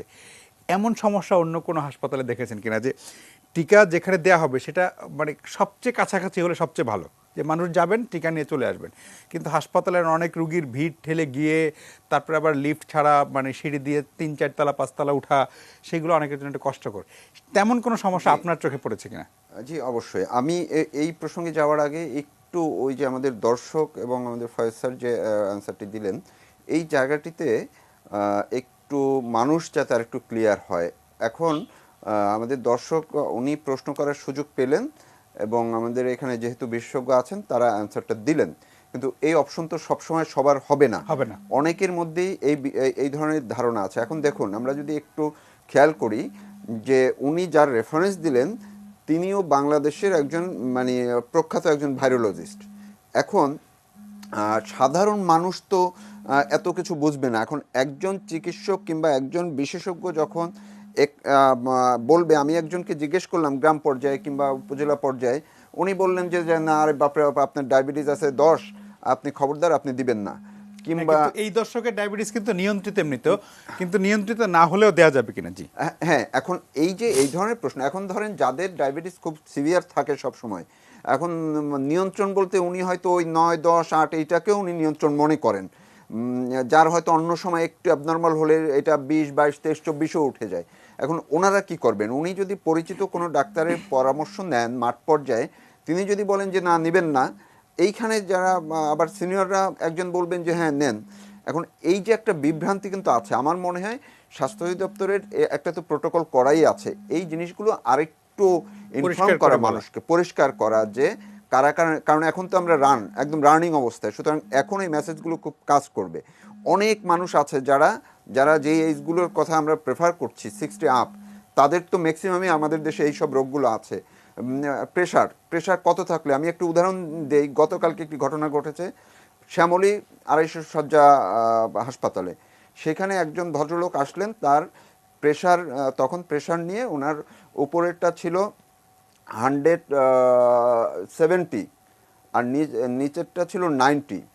তো উনি তবুও উজ্জীবিত ছিলেন, উনি দিবেনই। ওইখানকার যিনি ডাক্তার ছিলেন তিনি বললেন যে না আপনি দিয়েন না, আপনি পরে দেন। তো উনি বললো যে না আমার কোনো ব্যাপার না, আমি দিব, কিন্তু আবার একটু ইতস্ততও করছেন। তো ওইখানকার স্বাস্থ্যকর্মী যখন টিকাটি দিলেন তখন বললো যে ঠিক আছে আপনি টিকা দেন, দিয়ে আপনি এখানেই বসে থাকবেন, নড়বেন না। দেওয়ার পরে জাস্ট 10 মিনিট, আমি সেখানে 10 মিনিট পরে মাপলো ওনার ডায়াবেটিস, ওনার প্রেশার তখন নর্মাল। এখন এই যে নর্মাল হয়ে গেল, এটার কি, এটার কোনো ব্যাখ্যাটা আছে কিনা? এমনটা হতে পারে যে ওনারা ওই চিকিৎসকরা বললেন যে হতে পারে উনি আসছেন কিন্তু উনি আসলে খুব একটু ভীত সন্ত্রস্তই ছিলেন, সাহস নিয়ে আসছেন কিন্তু ভীত সন্ত্রস্ত মনে মনে হয়তো ভয় ছিল, সেই কারণে হয়তো যে কারণে এটা, কারণ এটা এমন না যে যদি মেসেজটা এখন এমন যায় যে টিকা দিলে প্রেসার কমে যাবে, সেটাও হবে না, এটা তো আসলে না বিষয়টা। আচ্ছা, আমি এখন আপনি যে কথাটি বললেন এই যে বিভ্রান্তিগুলো একটু দূর করা দরকার। আরেকটা হচ্ছে টেকনিক্যাল যে সমস্যা, টেকনিক্যাল না ম্যানেজমেন্টের, যেমন হৃদরোগ ইনস্টিটিউট হাসপাতালে সেইখানে সেন্টারটি করা হয়েছে 5 তলায়, যেতে হয় রোগীর ভিড় ঠেলে ভিতর থেকে যেতে হয়। গতকালকে সেখানে গেলাম, লিফট বন্ধ। তো লিফট বন্ধ, উপরে 5 তলায় যে জায়গাটা সেটা সুন্দর, এটা নিঃসন্দেহে নতুন, 5 তলা পর্যন্ত যেতে তো হবে। হ্যাঁ, কিন্তু আমি যখন যাচ্ছি, আমি উঠছি সিঁড়ি দিয়ে, পাশেই একজন ওই হাসপাতালেরই সাবেক এক চিকিৎসক, নারী একজন চিকিৎসক, উনি অল্প একটু গিয়ে কয়েক ধাপ উঠে আর উঠতে পারছেন না, আর বলছেন যে এটা কেমন কথা হলো, লিফট কেন বন্ধ থাকবে। তো এই যে আমি এখন উঠবো কিনা, তো পরে আমি ওনাকে ধরে ধরে রীতিমতো উঠাইলাম। এখন এইটা কেন হবে? এটা তো এক্সেপশন, আপনি ধরে উঠিয়েছেন, কিন্তু সবাই তো এটা নাও করতে পারবে। এখন এই ক্ষেত্রে কি করণীয়? এই ক্ষেত্রে দুইটা বিষয়। পাশের সরোয়ার্দি, যেটি আপা আগের দিন ভিজিট করেছেন, সরোয়ার্দিতে আউটডোরের, যখন আউটডোরটা চলে তখন ওইখানে শত শত মানুষের ভিড় আউটডোরে, ওই ভিড় ঠেলে উপরে যেতে হয়। এবং যে কনফারেন্স রুমটা করেছে গতকালকে, সেখানে মানুষ গিজগিজ করছে। হতে পারে কালকে একজন মন্ত্রী সেখানে গেছেন, সেই জন্য উদ্বোধনী পরিবেশ ছিল, কিন্তু তারপরেও যখন চিকিৎসক, নার্স এবং সাধারণ মানুষের ভিড়, যেটি আমরা আশা করছি যে আগামীকালকে বা 2-1 দিনের মধ্যে অনেক ভিড় হবে, তাহলে ওই রুমটার মধ্যে আসলে খুব কনজাস্টেড এক। আর সেকেন্ড থিং, এই যে মানুষ অন্য রোগী ভিড় টিড় ঠেলে যাচ্ছে, এইটার মধ্যে তো এক ধরনের করোনা সংক্রমণেরও একটা ব্যাপার থাকতে পারে, বা যে কোনো। আমার এই ক্ষেত্রে একটু প্রস্তাব থাকবে, এটি আপা একটু ভাবতে পারেন, যে যেহেতু এটা কন্টিনিউ করবে এই টিকাদানটা, সুতরাং এই হাসপাতালগুলোর প্রথমত নিচ তলায় কোনো করিডোর বা একটা কর্নার সিলেক্ট করা যায় কিনা, সবচেয়ে সামনে কোনো একটা জায়গা একদমই এরকম কোনো স্পেস করা যায় কিনা। যেই সব জায়গায় দেখেছি যে নিচতলা, এখন হ্যাঁ আমরা বলতেই পারি যে সবগুলোতে লাকিলি বঙ্গবন্ধু মেডিকেল বিশ্ববিদ্যালয় তাদের অডিটোরিয়ামটা পেয়েছে, এখানে শুরু করেছে, এটাই অন্য জায়গায় তো হওয়ার কথা না। কিন্তু অনেক জায়গায় সরোয়ার্দির, আমি তো যদি উদাহরণ দিই, কালকে আমি বলছিলাম যে আপনারা কেন কলেজের করিডোরে শুরু করেন নাই, তাইলে তো ওই পাশ দিয়ে এইদিকে রোগীর ভিতরে আসা লাগতো না, হাসপাতালে যেত। হ্যাঁ, কিংবা তারা ওই যে করোনার জন্য, টেস্টের জন্য বাইরে একটা টেন্ট করেছে, প্রয়োজনে সেরকমও কিছু করা যেতে পারে। আমি বলছি না যে এমনটাই, আমার মনে হয় এটা নিয়ে একটু ভাবতে পারেন যে কোনো বিল্ডিংয়ের, কোনো হাসপাতালের উপরে যাতে এটা না হয়, কারণ যে কোনো সময় লিফট বন্ধ থাকতেই পারে, হতেই পারে বিভিন্ন কিছু, বা মানুষের একটা যে, এই কারণে যদি যতটা সম্ভব একটু নিচে করা, আর রোগী ঠেলে যাতে যেতে না হয় এরকম একটা স্পেস ঠিক করে আপনারা যদি পরিচালকদের বলে দেন যে এইভাবে আপনারা একটু ঠিক করুন, তবে আরও একটু ভালো হবে। আর একটা জায়গায় আমি একটু বলতে চাই যে এই যে রেজিস্ট্রেশনের যে বিষয়টা, এখন 60 আপ যারা, আমরা 40 থেকে 55 এই জেনারেশনের আমরা আশা করি যে অনেক বেশি হবে, কিন্তু 60 আপ যে মানুষগুলো তাদের ক্ষেত্রে আসলে এই রেজিস্ট্রেশন নিজেরা যেটা করা অনেকের ক্ষেত্রে হয়তো একটু সমস্যা হতেই পারে। আবার অনেকেরই রেজিস্ট্রেশনের আরেকটা ঝামেলা হয়, দুইটা আইডি, যারা এই সরকারি কর্মকর্তা যারা, তাদেরই কিন্তু কারো কারো ক্ষেত্রে, সবার না, কারো কারো ক্ষেত্রে এটি হয়েছে, তাদের আগের পুরনো আইডি নম্বর চাকরির সময় যেটা বা পরে দেওয়া আর স্মার্টের মধ্যে এটা যদিও মার্চ করার কথা কিন্তু অনেক ক্ষেত্রে করেনি, তারা অনেকে বিভ্রান্তিতে ভুগছেন। তো এই সরকারি কর্মকর্তা কর্মচারীর আমি যদি উদাহরণ দিই, যে গতকালকে সরকারের নির্দেশনা ছিল আগেই যে সরকারি কর্মকর্তা কর্মচারীরাও আপনারা দিবেন। তো এই কয়দিনে যদি যত সরকারি কর্মকর্তা কর্মচারীরা আছে তারা কেন আসছেন না, না আসার শুধুমাত্র যে অপপ্রচারে তারা নিবৃত সেইটি না, তাদের কিন্তু এই টেকনিক্যাল সমস্যাটা শিকার বেশি হয়েছে। আমার কাছে মনে হয় স্বাস্থ্য অধিদপ্তর এবং আমাদের আইসিটি মিনিস্ট্রির জায়গা থেকে সম্মিলিতভাবে এইটাকে একটু কিভাবে অ্যাড্রেস করা যায় এবং ওই প্রচারটা একটু বেশি করা। মানুষের মধ্যে একদম এই ধারণাটা খুবই বেশি যে আমি তো দিয়ে দিয়েছি, আইডি নম্বর দিয়ে দিয়েছি তালিকার সাথে, সুতরাং হয়ে গেছে। এটি যে হয় নাই, এই প্রচারটি আপনাদেরকে স্বাস্থ্য অধিদপ্তর থেকে এটি বলতে হবে যে প্রত্যেককে আইডি নম্বর দিলেও নিবন্ধন করতে হবে। এটি ওই অফিস থেকে আসলে হয় না, ঠিক মতো করছে না। আরেকটা বিষয় হচ্ছে যে আমাদের এই যে এখন টিকা নিয়ে এক ধরনের মানুষের মধ্যে কিন্তু একটু অস্বস্তি আছে, যারা বিশেষ করে কর্পোরেট, বিভিন্ন ধরনের কর্পোরেট সেক্টরে, তারা আগে জানতো যে প্রাইভেটও টিকা আসবে, প্রাইভেট সেক্টরে টিকা আসবে। আমি জানি যতগুলো ফার্মাসিউটিক্যালস কোম্পানি আছে তারা অনেকটা বেক্সিমকোর সাথে ট্যাগ, মানে বেক্সিমকোর কাছ থেকে তারা ওই প্রাইভেট টিকা নিবে করে তারা বুকিংও দিয়ে রেখেছিল। এখন গতকালকে থেকে যেই জিনিসটা হচ্ছে, যেহেতু একটা দেখছে তারা যে আমরা তো খাইছি, আমরা রেজিস্ট্রেশনও করলাম না আর প্রাইভেট টিকাও পাচ্ছি না, তাইলে কি হবে? তো এই মানুষগুলোর ক্ষেত্রে আপনাদের কোনো নির্দেশনা দেওয়া আছে কি না যে প্রাইভেট সেক্টরে আপনারা কবে নাগাদ শুরু করতে পারেন বা অন্য কোনো পন্থা আছে কি না? এইটিও যদি, এই সংখ্যাটা কিন্তু কম না, অনেক হিউজ মানুষ, তাদের জন্য আপনাদের কিছু একটা বলা। কারণ অনেকে হয়তো সরকারি জায়গায় যেতে চায় না বা যেতে পারে না, বা হয়তো বঙ্গবন্ধুতে যেভাবে ভিআইপিরা যাচ্ছেন সবাই হয়তো সেখানে নাও যেতে পারেন, বা কুর্মিটোলা, এই প্লেসগুলো তো ভালো। এই সব ক্ষেত্রে আমার মনে হয় আপনাদের কোনো একটু নির্দেশনা দেওয়া উচিত, দরকার হবে। জি জি, আপনাকে অনেক ধন্যবাদ। আমরা আপনার অনেকগুলো সমস্যার কথা শুনলাম। আমরা বিরতির পরে অধ্যাপিকা ডক্টর নাসিমা সুলতানের কাছ থেকে সমস্যাগুলোর সমাধান নিশ্চয়ই আছে, মানে আমরা যত দ্রুত সমস্যাগুলো চিহ্নিত করতে পারবো তত আমাদের জন্য ভালো, যে সমস্যাগুলো আমরা সমাধান করে ফেলতে পারবো। ফলে প্রথম 2-3 দিনে যদি আমাদের যা যায়, যে লিফট বন্ধ থাকা বা সহজগম্য না হওয়া, রেজিস্ট্রেশনের সমস্যা ইত্যাদি যদি আমরা 2-3 দিনে মিলিয়ে ফেলতে পারি, তাহলে শিগগিরই হয়তো আমরা এটা আরও সাধারণ মানুষের কাছে নিয়ে যেতে পারবো। একটা বিরতির পরে নাসিমা সুলতানের কাছ থেকে শুনবো।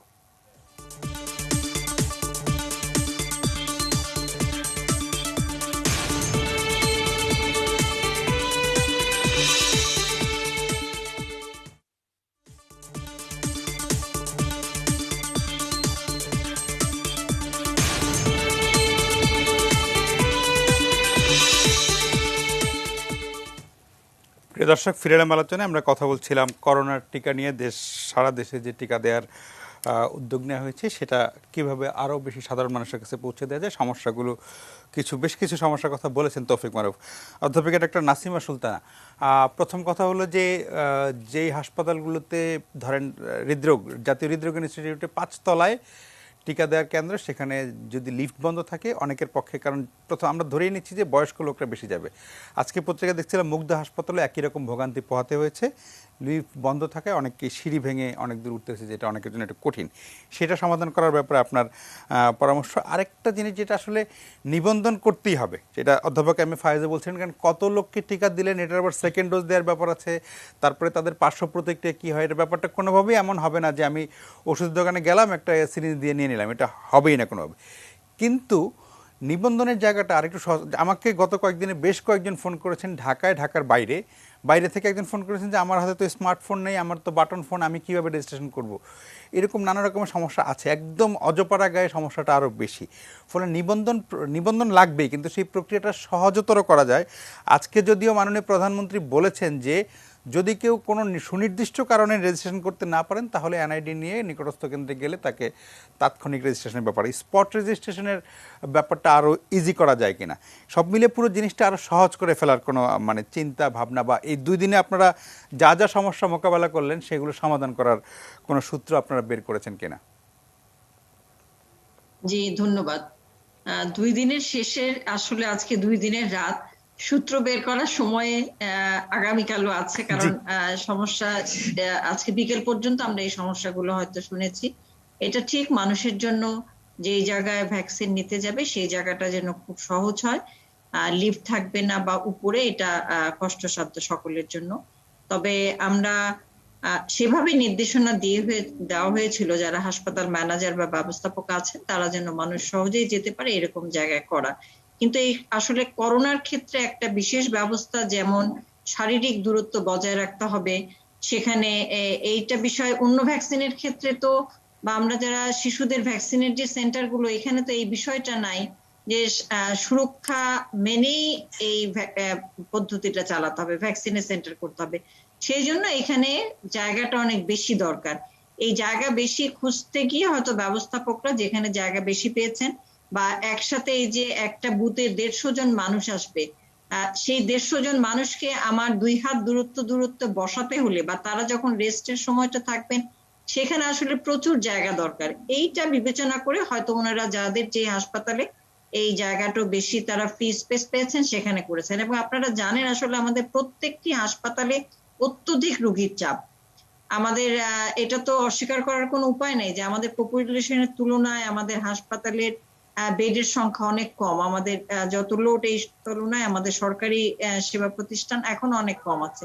কাজে প্রত্যেকটি হাসপাতালে অত্যধিক রোগীর চাপ, সরকারি হাসপাতালে, এবং এরকম একটা ফ্রি স্পেস বা খালি জায়গা বের করা আসলে কষ্টকর।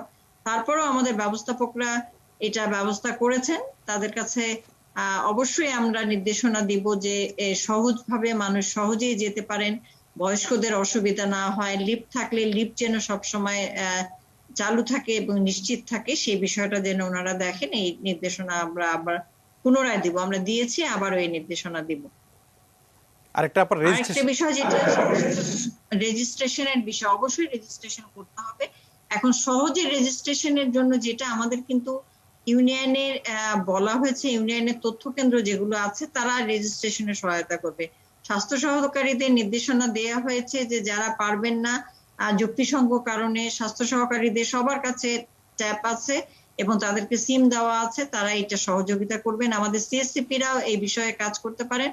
কমিউনিটি ক্লিনিকের সিএসসিপিদেরও নির্দেশনা দেওয়া আছে, তারা রেজিস্ট্রেশনের বিষয়ে সহায়তা করবেন। এবং আমাদের সাথে সিটি কর্পোরেশনের সাথেও এরকম আলাপ হয়েছে যে কাউন্সিলের অফিসে, ওয়ার্ড কাউন্সিলের অফিসে তারা যেন এই ব্যবস্থাটা রাখেন, যেন মানুষ ওয়ার্ড কাউন্সিলরদের অফিসে যে পৌরসভা বা সিটি কর্পোরেশনে তারা এই ওয়েবসাইটে যতদিন পর্যন্ত না অ্যাপ আসে এই ওয়েবসাইটে তারা নিবন্ধনের জন্য সহায়তা করেন। এই নির্দেশনাগুলো আমাদের দেওয়া আছে। হয়তো কার্যকর হতে 1-2 দিন সময় লাগতেও পারে, যেহেতু আমরা মাত্র গতকাল থেকে এটা শুরু করেছি, এবং নিশ্চয়ই এই পদ্ধতিগুলো যে আমরা নির্দেশনা দিয়েছি এগুলো যথাযথভাবে মাঠ পর্যায়ে কাজ হবে। আরেকটা বিষয় যেটা এসেছিল যে বেসরকারি ভাবে জি জি আপা, বেসরকারি ভাবে কি হবে সেটা? বেসরকারি ভাবে আমরা যে বেসরকারি ভাবে আসলে এটাও এখনো মানে এটা অলরেডি আলাপের মধ্যে আছে যে আমাদের 5-7 দিন 7 থেকে 10 দিন খুলে দেওয়ার পরে বেসরকারি খাতকে ওইটা উন্মুক্ত করা হবে। তবে আসলে এখানে কিছু নীতি নির্ধারণের বিষয় আছে যে সেখানে বেসরকারি খাতে এটা অর্থটা কিভাবে হবে, এটা কি আমাদের সরকারি যেগুলো জনসাধারণের জন্য বিনামূল্যে দেওয়ার ব্যবস্থা করা হয়েছে এগুলোই কি তারা দিবেন নাকি তারা নিজেরা ক্রয় করে এনে দিবেন, এইসব বিষয় আসলে একটু নীতি নির্ধারণের বিষয় আছে, যে বিষয়ে আলোচনা হচ্ছে। আবার আমরা সরকারি পর্যায়ে যেগুলো ফ্রির জন্য আনা হয়েছে সেগুলো দিলে তারা আবার সেখান থেকে কোনো সার্ভিস চার্জের বিষয় আছে কিনা, আসলে এগুলো বেসরকারি পর্যায়ে যারা নেতৃবৃন্দ আছেন তাদের সাথে অলরেডি আমরা একটি মিটিং করেছি, এগুলো আলোচনার পর্যায়ে আছে। আলোচনা এবং নীতি নির্ধারণের মাধ্যমে এটা দেয়া হয়ে যাবে। বেসরকারি তো অবশ্যই দেওয়া হবে, তবে এই বিষয়গুলোর সুস্পষ্টভাবে এই সমাধান করেই দেওয়া হবে, কারণ এখানে যেহেতু বেসরকারি খাতে অর্থ একটি বিশেষ বিষয় আছে, সরকার সবাইকে বিনামূল্যেই ভ্যাকসিন দিতে চান, সেই কারণে এই বিষয়গুলো নীতি নির্ধারণ পর্যায়ে আলাপ আলোচনা শেষ হলে এটা বেসরকারিদের জন্য সেইভাবে উন্মুক্ত করা জি হবে। আপা, আরেকটা জিনিস আপনার কাছে একদম পরিষ্কার করে নেই, সেটা হলো যে একজন দর্শক ফোন করেছিলেন যে উনি দিতে পারবেন কিনা, সেটা নিয়ে অধ্যাপক এম এ ফায়াজও কথা বলেছেন।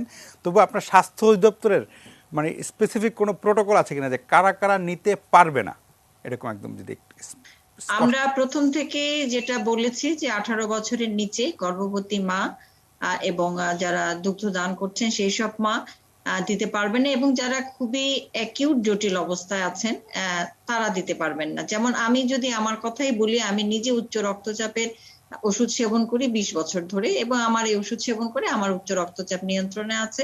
এবং আপনারা জানেন যে আমি প্রথম 5 জনের মধ্যে একজন যে করোনা ভ্যাকসিন নিয়েছি, এবং আমি এটা নিয়েছি এই জন্যই যে আমাকে দেখে যেন আমার সহকর্মী, আমার সাথে যারা অন্য স্বাস্থ্যকর্মী আছে, যেহেতু সেই সময় আসলে প্রথম যেদিন 27শে জানুয়ারি ভ্যাকসিন নেওয়ার কথা ছিল, সেদিন মানুষের মনে অনেক ভীতি উৎকণ্ঠা ছিল, এটা স্বীকার করতেই হবে যে প্রথম দিনে এটা অনেক ভীতি উৎকণ্ঠা ছিল। এবং আমি আমার সহকর্মীদের, আমার অন্যান্য স্বাস্থ্যকর্মী সহকর্মী যারা আছে তাদেরকে উৎসাহিত করবার জন্য আমি নিজে এই ভ্যাকসিনটা নিয়েছি। আমি উচ্চ রক্তচাপের ওষুধ দীর্ঘ 20 বছর ধরে খাই, আমার উচ্চ রক্তচাপ নিয়ন্ত্রণ, আমার কোনো রকম ভ্যাকসিন নেওয়ার পরে কোনো রকম কোনো সমস্যা হয় নাই, এবং আমি এখন পর্যন্ত সম্পূর্ণভাবে সুস্থ আছি, কাজ করে যাচ্ছি স্বাভাবিক, এটা সবাই দেখছে। এবং আমাদের আরো 2-1 জি বলেন। না, আপনার এটা খুবই গুরুত্বপূর্ণ। আপনি 27 তারিখে টিকা নিয়েছেন, ভ্যাকসিন নিয়েছেন, এবং আজকে 8 তারিখ, তার মানে আমি ধরে নিতে পারি 8 এবং 4 11 দিন। 11 দিনে আপনার কোনো পার্শ্ব প্রতিক্রিয়া দেখা যায়নি, এবং আপনার উচ্চ রক্তচাপের দীর্ঘদিনের, তার মানে এটা একদম পরিষ্কার যে টিকার সেই অর্থে কোনো পার্শ্ব প্রতিক্রিয়া মানে টুকটাক জ্বর ছাড়া এখন পর্যন্ত কোথাও পাওয়া যায়নি। আপনাদের কাছে রিপোর্ট কি, কোথাও কি দেশে এই 2 দিন এবং আগে যে 27 তারিখে ওই জ্বর না, তখন ওই যখন 27-28 টাকার মিলে 567 জন ভ্যাকসিন নিয়েছিল, তাদের মধ্যে সামান্য জ্বর ছাড়া একদিন জ্বর ছিল এবং সেটা নেমে গেছে পরের দিনই, এরকম জ্বর ছাড়া আমাদের কাছে আর কোনো ইনফরমেশন আসে নাই যে তাদের কোনো জটিল পার্শ্ব প্রতিক্রিয়া হয়েছে। সবাই সুস্থ আছে, স্বাভাবিক কাজকর্মের মধ্যে আছে। এটা ওই প্রথম 2 দিনের যা রিপোর্টে সেটা। এবং আমি এখানে আরেকটু উদাহরণ দিতে চাই। আমাদের আরেকজন লাইন ডিরেক্টর, তিনিও তার ডায়াবেটিসও আছে, উচ্চ রক্তচাপ আছে, তবে সে নিয়ন্ত্রণে, এবং তিনিও ভ্যাকসিন নিয়েছেন। উনি 28 তারিখে ভ্যাকসিন নিয়েছেন এবং উনি সুস্থ আছেন, কাজ করে যাচ্ছেন। আমার নাম বলতে অসুবিধা নেই, উনি আমাদের line director national nutrition service, ডাক্তার মোস্তাফিজুর রহমান। উনি ডায়াবেটিস এবং উচ্চ রক্তচাপ নিয়ন্ত্রণে আছেন, উনি ভ্যাকসিন নিয়েছেন এবং ভালো আছেন। সেজন্য আমি আব্দুল মতিনকে বলবো, আপনি যদি সুস্থ থাকেন তাহলে আপনি নির্ভয়ে ভ্যাকসিন নিতে পারেন। এবং আমরা দেখলাম জনাব ডাক্তার জাফরুল্লাহ চৌধুরী, উনি গতকাল নিয়েছেন, এবং উনি নিজেও তো কিডনিতে আক্রান্ত, ওনার ডায়ালাইসিস হয়, তারপরে উনি অনেকদিন ধরে কিডনি জটিলতায় ভুগছেন, উনি গতকাল ভ্যাকসিন নিয়েছেন। এবং আশা করি এখন পর্যন্ত ওনার যে ভ্যাকসিন কারণে কোনো পার্শ্ব প্রতিক্রিয়া হয়েছে এই ইনফরমেশন আমরা পাইনি। কাজেই এই নির্বিঘ্নে আসলে উনি নিশ্চিন্তে ভ্যাকসিন নিতে পারেন। জি আপা, আপনাকে অনেক ধন্যবাদ। জি ডাক্তার মুস্তাক হোসেন, আপনার কাছে আমার কয়েকটা বিষয় জানার। একটা হলো যে আমরা মানে সামাজিক যোগাযোগ মাধ্যমে গতকাল এবং আজকে দুটি ছবি পাশাপাশি, দুটি না বেশ কয়েকটি ছবি পাশাপাশি দিয়ে একটু হাসাহাসির ব্যাপার হয়ে গেছে। যেমন আমেরিকার প্রেসিডেন্টকে যখন টিকা দেওয়া হচ্ছে, শুধু যিনি টিকা দিচ্ছেন এবং যিনি টিকা নিচ্ছেন এই 2 জন ব্যক্তি ছিলেন। এটা ইংল্যান্ডের প্রধানমন্ত্রীর ক্ষেত্রেও তাই ছিল। কিন্তু বাংলাদেশে আমরা দেখলাম যে স্বাস্থ্যমন্ত্রী যখন টিকা নিচ্ছেন আশেপাশে গিজগিজে ভিড়। কিন্তু করোনার মানে কোভিড থেকে বাঁচার প্রথম শর্ত হলো যে সামাজিক দূরত্ব বজায় রাখা, সেটা বাংলাদেশে হয়নি। এবং সেটা শুধু একজন মন্ত্রী না, মোটামুটি এরকম ভিআইপি যারাই গেছেন তাদের সবার সাথে এরকম দলবল ছিল। এটা কতটা যৌক্তিক, এটা একটু আপনার কাছ থেকে শুনতে চাই। আর এটার জবাবের পরে আমি আরেকটা প্রশ্ন জানতে চাইব আপনার কাছে। সামাজিক দূরত্বটা বজায় রাখা তো জরুরি। ধন্যবাদ। আপনার প্রশ্নের মধ্যে এই উত্তরটা আছে যে এটা একদম উচিত হয়নি। আমি বিভিন্ন জায়গায় বলেছি মাননীয় স্বাস্থ্যমন্ত্রীকে কঠোর হতে হবে, উনি স্বাস্থ্যের মন্ত্রী, উনি উদাহরণ। এরকম একটা ভিড় বা এই জিনিসটা কিন্তু এড়িয়ে চলবার জন্য আমি সব জায়গায় কথা বলেছি, তাই সেটা উপায় কি বলা হচ্ছে, একদম আমরা সাধারণ পর্যায় থেকে টিকা দেওয়াটা শুরু করি, এবং সেই সাধারণ পর্যায়ে টিকা দেওয়া শুরু করার যখন পরিকল্পনাটা প্রকাশ হলো, তখনই নানা রকম এটার বিরূপ মন্তব্য। আগে ভিআইপিরা নিক, তারপর আমরা নিব। ভিআইপি কথাটা অসাংবিধানিক। বিশিষ্ট জন বা পরিচিত জনেরা, সেই পরিচিত জনেরা টিকা নিয়েছেন, খুবই ভালো হয়েছে। ভালো এবং মন্দ দুটোর সমীকরণে ভালোটাই বেশি হয়েছে। তবে যারা উদাহরণ সৃষ্টি করেছেন, করার কথা, তারা যেন উদাহরণটা সৃষ্টি করেন। কোনো রকম ভিড় হবে না। যিনি টিকা দেবেন এবং যিনি টিকা নেবেন তার সাথে একজন সাহায্যকারী থাকতে পারে। এই আরেকটা বিষয় হয়েছে, গণমাধ্যমে এসছে যে টিকা উদ্বোধন করতে গিয়ে এটা ওই আপনার ভিত্তিপ্রস্তর স্থাপনের মতো, যে সিরিঞ্জটা ধরে তিনি টিকা দিচ্ছেন, তিনি একজন বিশিষ্ট ব্যক্তি, তিনি আরেকজনকে দিচ্ছেন, এটাও কিন্তু ঠিক হয়নি। তিনি হয়তো এই টিকা পুষতরা করা উচিত না। তিনি যদি টিকা তো প্রশিক্ষিত লোকজন যারা তারা করবে। হ্যাঁ, তিনি যদি প্রশিক্ষিত আগে কোনো সময় হয়েও থাকেন, যেমন আজকে নাসিমা আপা যদি সংসদ সদস্য হন বা মন্ত্রী হন, উনি তো প্রশিক্ষিত। তাই কিন্তু যার টিকা নেওয়ার দায়িত্ব, দেওয়ার দায়িত্ব ডেজিগনেটেড লোক থাকবে তো সেখানে। হ্যাঁ, কাজে এখানে নির্ধারিত লোক ছাড়া টিকা দেওয়াটা বিপজ্জনক বিষয়। এগুলো অনেক মেডিকেল লিগ্যাল সমস্যা আছে, তো জটিল কথা আমি এখানে বলবো না। কাজে এটিও যেন আর না হয়, সেটা গণমাধ্যমে এসছে, সম্ভবত ভবিষ্যতে এগুলো আর হবে না। এবং যিনি টিকা দিয়েছেন এবং দেখা গিয়েছে গণমাধ্যমে টিকা পুশ করছে, তিনি অস্বীকার করেছেন। এই ধরনের আনুষ্ঠানিকতা আবার আমাদের বিপদ ডেকে আনে। তবে নিশ্চয়ই আমরা উৎসাহিত করেছি, অনেক মানুষ ভিড় হলেও তারা একটা নিরুপদ্রব, নিরুদ্বেগ, উৎসবমুখর পরিবেশকে তারা করেছেন, নিশ্চয়তা দিয়েছেন। নিশ্চয়ই এটাকে আমরা স্বাগত জানাই। এইসব ছোটখাটো ভুল যেন আর ভবিষ্যতে না হয়। জি, মোস্তাক ভাই, আরেকটা খুব টেকনিক্যাল প্রশ্ন, আমার একটা কৌতূহল, যে বাংলাদেশে এখন যে 70 লাখ টিকা আছে, সেই টিকার কি কোনো মেয়াদ আছে যে এতদিনের মধ্যে এই 70 লাখ টিকা দিতে হবে? কারণ 1 মাস পরে কিন্তু আবার পরের ধাপের যে 50 লাখ সেই টিকাটা এসে যাবে। ফলে টিকার উৎপাদন থেকে প্রয়োগ পর্যন্ত মাঝখানের কি কোনো টাইম লিমিট আছে কিনা, বা মেয়াদ আছে কিনা যে এতদিনের মধ্যে দিতে হবে? সেক্ষেত্রে কিন্তু আপনার যদি আমি 35 লাখ মানুষকে কতদিনের মধ্যে টিকার আওতায় নিয়ে আসতে হবে, ফলে আমার কিন্তু ওইভাবে একটা প্ল্যান করার বিষয় আছে বোধহয় আর কি, সেটা একটু জানতে ক্লিয়ার হতে চাচ্ছি। জি হ্যাঁ, টিকার মেয়াদ আমাদের গত পরশু সংবাদ সম্মেলন হয়েছিল টিকা নেওয়ার আগের দিন। সেখানে প্রোগ্রাম ম্যানেজার যিনি টিকা, তিনি বলেছেন যে দুটো মেয়াদ আছে। কতগুলো টিকার আছে হলো এপ্রিল মাস পর্যন্ত মেয়াদ, এপ্রিলের 15 তারিখ, আর অন্যগুলো আছে জুন মাস পর্যন্ত। তো এপ্রিল মাসের ভিতরে সেগুলো প্রয়োগ করে দিতে হবে। যদি আমরা প্রথমবারে যাদের টিকা দেওয়া হচ্ছে সবগুলোই যদি দিয়ে দেওয়া যায়, তাহলে ওগুলো আমরা দ্বিতীয়বারের জন্য রাখা প্রয়োজন নেই। সেটা নিশ্চয়ই ইপিআই তারা পরিকল্পনা করছেন। জুন মাস পর্যন্ত আছে। হ্যাঁ, আমরা যেহেতু টিকার লক্ষ্যমাত্রা যে আমরা 1 মাসের ভিতরেই 70 লক্ষ দেওয়া, সেটি যদি সেই গতিটা উঠলে সেই পরিকল্পনায় চলে যাব আমরা। কিন্তু গতিটা যদি সেই কাঙ্ক্ষিত পর্যায়ে, গ্রাফটা সেই পর্যায়ে না যায়, তাহলে আমরা মানে এপ্রিল মাসে যে টিকাগুলো শেষ হয়ে যাওয়ার কথা, সেগুলো যদি তখনও শেষ না হয়, সেগুলো দিয়ে দ্বিতীয় ডোজ দেওয়া 1 মাসের পরে শুরু হবে। তবে 1 মাস থেকে আপনার 3 মাস পর্যন্ত টিকাগুলো দেওয়া যাবে। সেটার কোনো অসুবিধা নেই। দেরি করে দিলে আবার কোনো গবেষণা দেখা যাচ্ছে যে ভালো হয়। তবে আমাদের এই মেয়াদের মধ্যেই যেন টিকাগুলো শেষ হয়, সেই পরিকল্পনা কিন্তু মানে পরের ধাপের 50 লাখের টিকা আসার আগে আগের ধাপের গুলো মোটামুটি প্রয়োগ করে ফেলতে হবে, যাতে দ্বিতীয় ধাপের যেন আমরা তৈরি থাকতে পারি। জনাব মোস্তাক হোসেন, আপনাকে অনেক ধন্যবাদ। তৌফিক মাহবুব, আপনি কিছু যুক্ত করতে চেয়েছিলেন বোধহয়। আগের প্রসঙ্গে যেটি মোস্তাক ভাইকে আপনি প্রশ্নটা করলেন, যে গতকালকে যে ঘটনাগুলো ঘটলো, যে আমরা দেখলাম আমাদের স্বাস্থ্যমন্ত্রী টিকা দেওয়ার সময় যে অবস্থাটা হলো, ওইখানে শুধু স্বাস্থ্যমন্ত্রী না, আরও 3-4 জন মন্ত্রী ছিলেন, এবং অন্যান্য জায়গায় যখন মন্ত্রীরা টিকা দিয়েছেন, তখন এই জায়গাটিতে আমি মিডিয়া কর্মী হিসেবে আমি মনে করি আমাদেরও কিছু দায়বোধ আছে। দায়বোধটা আমরা আমাদের দায়িত্ব আমরা পালন করব অবশ্যই, কিন্তু সেটির একটা নিয়ন্ত্রিত একটা মাত্রা থাকা দরকার আমাদের। যে আমি কিন্তু আবারও বলছি, আমি সবার প্রতি সম্মান জানিয়ে বলছি, আমাদের যারা ক্যামেরা পার্সন ভাই বোনেরা আছেন, তারা ওইখানে যেই সিচুয়েশনটি তৈরি করলেন, এটি মানুষের মধ্যে কিন্তু সাধারণ মানুষ যারা দর্শক হিসেবে লাইভে দেখেছেন, সাধারণ মানুষ কিন্তু সেটিকে একটু ভালোভাবে নেয়নি, খারাপভাবে নিয়েছে।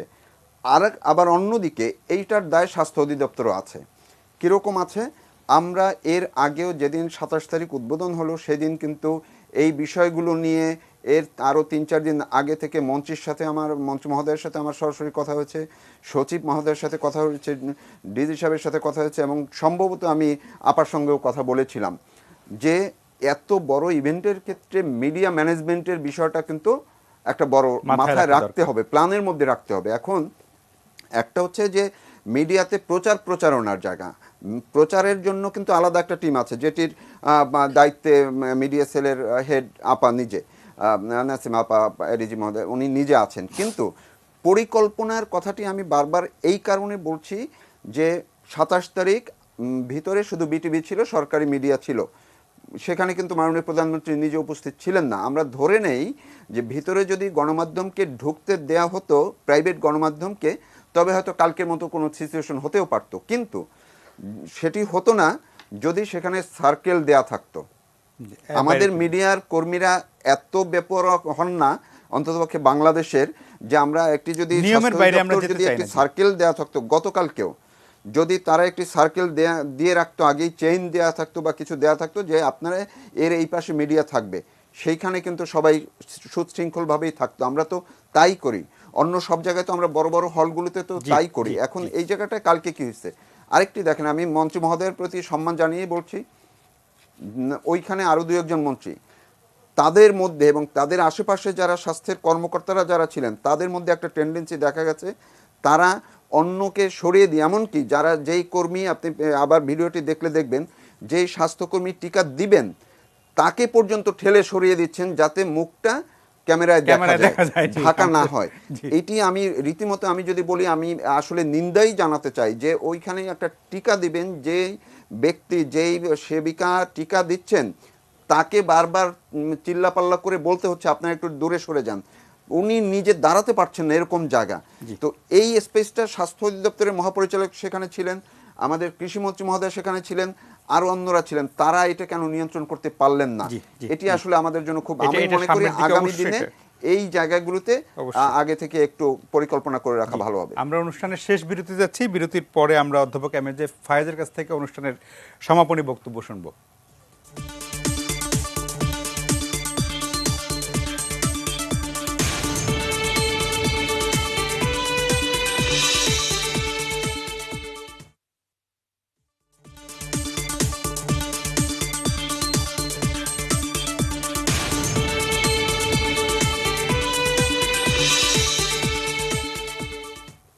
প্রিয় দর্শক, ফিরে এলাম আলোচনায়। আমরা অনুষ্ঠান একদম শেষ প্রান্তে চলে এসেছি। কথা বলছিলাম করোনার টিকা নিয়ে, দেশব্যাপী যে উৎসব চলছে সেটা নিয়ে। অধ্যাপক এম এ ফায়েজ, কয়েকটা বিষয় একটু ছোট্ট ছোট্ট করে পরিষ্কার করে, সময় খুব বেশি নেই। সেটা হলো যে কেউ কেউ হয়তো ভাবছেন যে টিকা নিয়ে নিলাম তো আর করোনার কাছ থেকে বিদায়। ব্যাপারটা কি এমন? আমরা যেই একদম সাধারণ স্বাস্থ্যবিধি যেগুলো ছিল, মাস্ক ব্যবহার করা, সামাজিক দূরত্ব বজায় রাখা, পরিষ্কার পরিচ্ছন্ন থাকা, হাত ধোয়া, সেগুলোকে আমরা ভুলে যাব নাকি নিউ নর্মাল লাইফ যেটাতে আমরা অভ্যস্ত হয়েছি সেটাতেই থাকবো টিকা দেওয়ার পরে? সেই জায়গাগুলো একটু পরিষ্কার করে দেওয়া। যেমন যে আলোচনাটা এসেছে এই কারণেই যে গতকাল স্বাস্থ্যমন্ত্রী টিকা দিতে গিয়ে বা মন্ত্রীদের টিকা দিতে গিয়ে যা অবস্থা হয়েছে সেটা কোনোভাবেই সামাজিক দূরত্ব এবং করোনার যে স্বাস্থ্যবিধি তার সাথে মানানসই নয়। এটা যদি একটু আপনি পরিষ্কার করে দেন। ধন্যবাদ আমিন সাহেব, আপনি অত্যন্ত সুন্দরভাবে বলেই ফেলছেন, উত্তর দিয়ে ফেলছেন। আমি শুধু পুনরায় জোর দিয়ে বলবো যে ভ্যাকসিন, কোভিড ভ্যাকসিন একমাত্র কোভিড থেকে মুক্তির পথ নয়।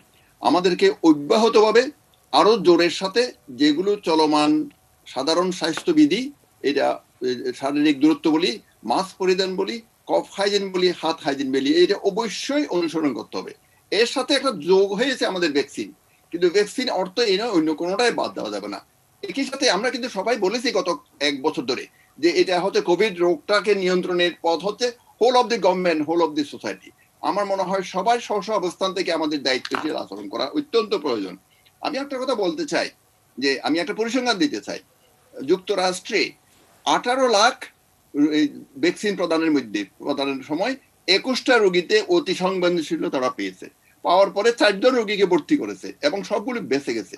আমি এটা বলতে চাচ্ছি এই জন্য যে আমাদের কি যদি একটা অতি সংবেদনশীলতা যদি হয় বা একটা রিয়াকশন হয়, তাহলে কি আমরা কি বলবো এটার জন্য হচ্ছে না? আমাদের এখানে কিন্তু খুব খুব দায়িত্বপূর্ণভাবে কথা বলা দরকার। এই জন্য যদি কোনো পার্শ্ব প্রতিক্রিয়া হয়েও থাকে, এটা দেখার জন্য একটা কমিটি আছে সরকারের, এই যে ভ্যাকসিন অ্যাসোসিয়েটেড অ্যাডভান্স ইভেন্টস গুলি দেখার জন্য। তখন ওনারাই ঠিক করবেন এটা ভ্যাকসিনের জন্য হচ্ছে কিনা, হলে এটা ওনারা পদক্ষেপ নেবেন। এবং আমি জানি, আমি অনুরোধ করব আমাদের এখানে অতিরিক্ত মহাপরিচালক মহোদয় আছেন, সব টিকাদান কেন্দ্রে যাতে অবশ্যই, আমি জানি ওনারা দিয়েছেন, সব টিকা কেন্দ্রে অবশ্যই যাতে এরকম অতি সংবেদনশীলতা হলে যাতে তাৎক্ষণিক নির্ণয় করে চিকিৎসা দিতে পারে, এবং এটা সক্ষমতা বাড়বে আমাদের দেশব্যাপী। এই ধরনের অন্য অসংখ্য কারণে যদি কারো অতি সংবেদনশীলতা বা অ্যানাফাইলাইসিস হয়, তার চিকিৎসা দেওয়ার জন্য আমাদের সক্ষমতা বাড়বে। এটা আমাদের জন্য একটা সুযোগ। একই সাথে আমি মনে করি যে আমাদের একটু আগে যেসব কথাবার্তাগুলো আমরা বলেছি, তাতে করে যেগুলো সমস্যা হচ্ছে, ছোটখাটো সমস্যা হতে পারে, কারণ এটা হচ্ছে ভ্যাকসিনটা এত ব্যাপক কর্মকাণ্ড, এটা ব্যাপক জনগোষ্ঠীর মধ্যে দিতে হবে। এটা কারণ একটা তুলনা করেছেন বিজ্ঞানীরা এরকম যে এটা এভারেস্টের চূড়ায় ওঠার জন্য আমরা মাত্র বেস ক্যাম্পে আসছি, বেস ক্যাম্প থেকে চূড়ায় আসতে গেলে অসংখ্য রকমের সমস্যা হবে। এই সমস্যাগুলো উত্তরণের জন্য আমাদের সবাইকে মিলে এগিয়ে আসতে হবে। কেবলমাত্র স্বাস্থ্য অধিদপ্তর, স্বাস্থ্য মন্ত্রণালয় ছেড়ে দিলে হবে না। এখানে প্রচারের বিষয় আছে, এখানে অন্যান্য বিষয় আছে, লজিস্টিক্সের বিষয় আছে। যেমন বিভিন্ন হাসপাতালে উনাদেরকে যে বিভিন্ন ভাবে, একটু আগে লিফটের কথা শুনলাম, অনেক একসাথে গিঞ্জি এলাকার কথা শুনলাম, এগুলো আসলে এক একটা জায়গাতে এক এক রকম টেইলর মেড করে আমাদেরকে এগুলোর ব্যবস্থা করা দরকার। এবং যেসব সংঘবদ্ধ যেসব সংস্থা যার যেখানে কাজ, লিফট মেরামতের দায়িত্ব নিশ্চয়ই স্বাস্থ্য অধিদপ্তরের ওই কোনো একটা ডাক্তারের নয়। কিন্তু এগুলো আসলে যেদিন বললাম যে এই সময় সবাইকে অ্যালার্ট হতে হবে, সবাইকে আমাদেরকে সংঘবদ্ধভাবে সাহায্য করতে হবে, যাতে এটা এমনকি জনসাধারণকেও এগিয়ে আসতে হবে যে ক্ষেত্র বিশেষে আরো অনেক ভলান্টিয়ার নিয়ে এগুলো, এই যে ভ্যাকসিনের কার্যক্রমটাকে আরো যাতে সুচারুরূপে করা যায়। আমরা আশা করি অব্যাহতভাবে আরো উন্নতি হবে আমাদের। আমরা সফলভাবে এই ভ্যাকসিন কর্মকাণ্ড, টিকা কর্মকাণ্ডগুলো সফলতার সাথে চালিয়ে যাব। এবং আমাদের এই যে কোনো রকমের দুর্বলতা যদি থাকে, সমস্যা থাকে, এগুলো আমাদের উত্তরণের প্রতিদিনের আলোচনার পরে পর্যালোচনা করবেন, আমরা সবাই মিলে এর উত্তরণ করতে সক্ষম হবে বলে আমি মনে করি। ধন্যবাদ। আপনাদের সবাইকে অনেক ধন্যবাদ। প্রিয় দর্শক, আমরা এতক্ষণ আলোচনায় যা বুঝলাম যে টিকার এখন পর্যন্ত যারা 27 তারিখে নিয়েছে তাদের কারো দু একজনের সামান্য জ্বর ছাড়া কোনো পার্শ্ব প্রতিক্রিয়া দেখা যায়নি। এবং এখন পর্যন্ত যেহেতু টিকা ছাড়া অন্য কোনো অস্ত্র আবিষ্কার হয়নি করোনার সাথে যুদ্ধ করার, ফলে আমাদের সবাইকেই পর্যায়ক্রমে, আমি চাইলেই এক্ষুনি নিতে পারবো না, পর্যায়ক্রমে আমাদের রেজিস্ট্রেশনের মাধ্যমে টিকাটা নিয়ে নেওয়া ভালো। কারণ এখনও আমাদের বাংলাদেশে আমাদের হাতে 70 লাখ টিকা আছে, চাইলে এখন 70 লাখ মানুষকে দেওয়া সম্ভব। কিন্তু একটা সময় এমন হবে, কারণ বাংলাদেশ অনেক মানুষের দেশ, কমপক্ষে 12 কোটি মানুষকে টিকা দিতে হবে। ফলে আপনি একটা সময় হয়তো এমন হবে আপনি চাইলেও তখন টিকার সময় পাবেন না। ফলে যতক্ষণ ভিড় কম আছে দ্রুত রেজিস্ট্রেশন করে আপনি আপনার নির্ধারিত জায়গায় টিকাটা দিয়ে ফেলুন। আমরা সবাই মিলে করোনাকে মোকাবেলা করতে পারবো। তাহলে ভালো থাকবেন সবাই, সাবধানে থাকবেন।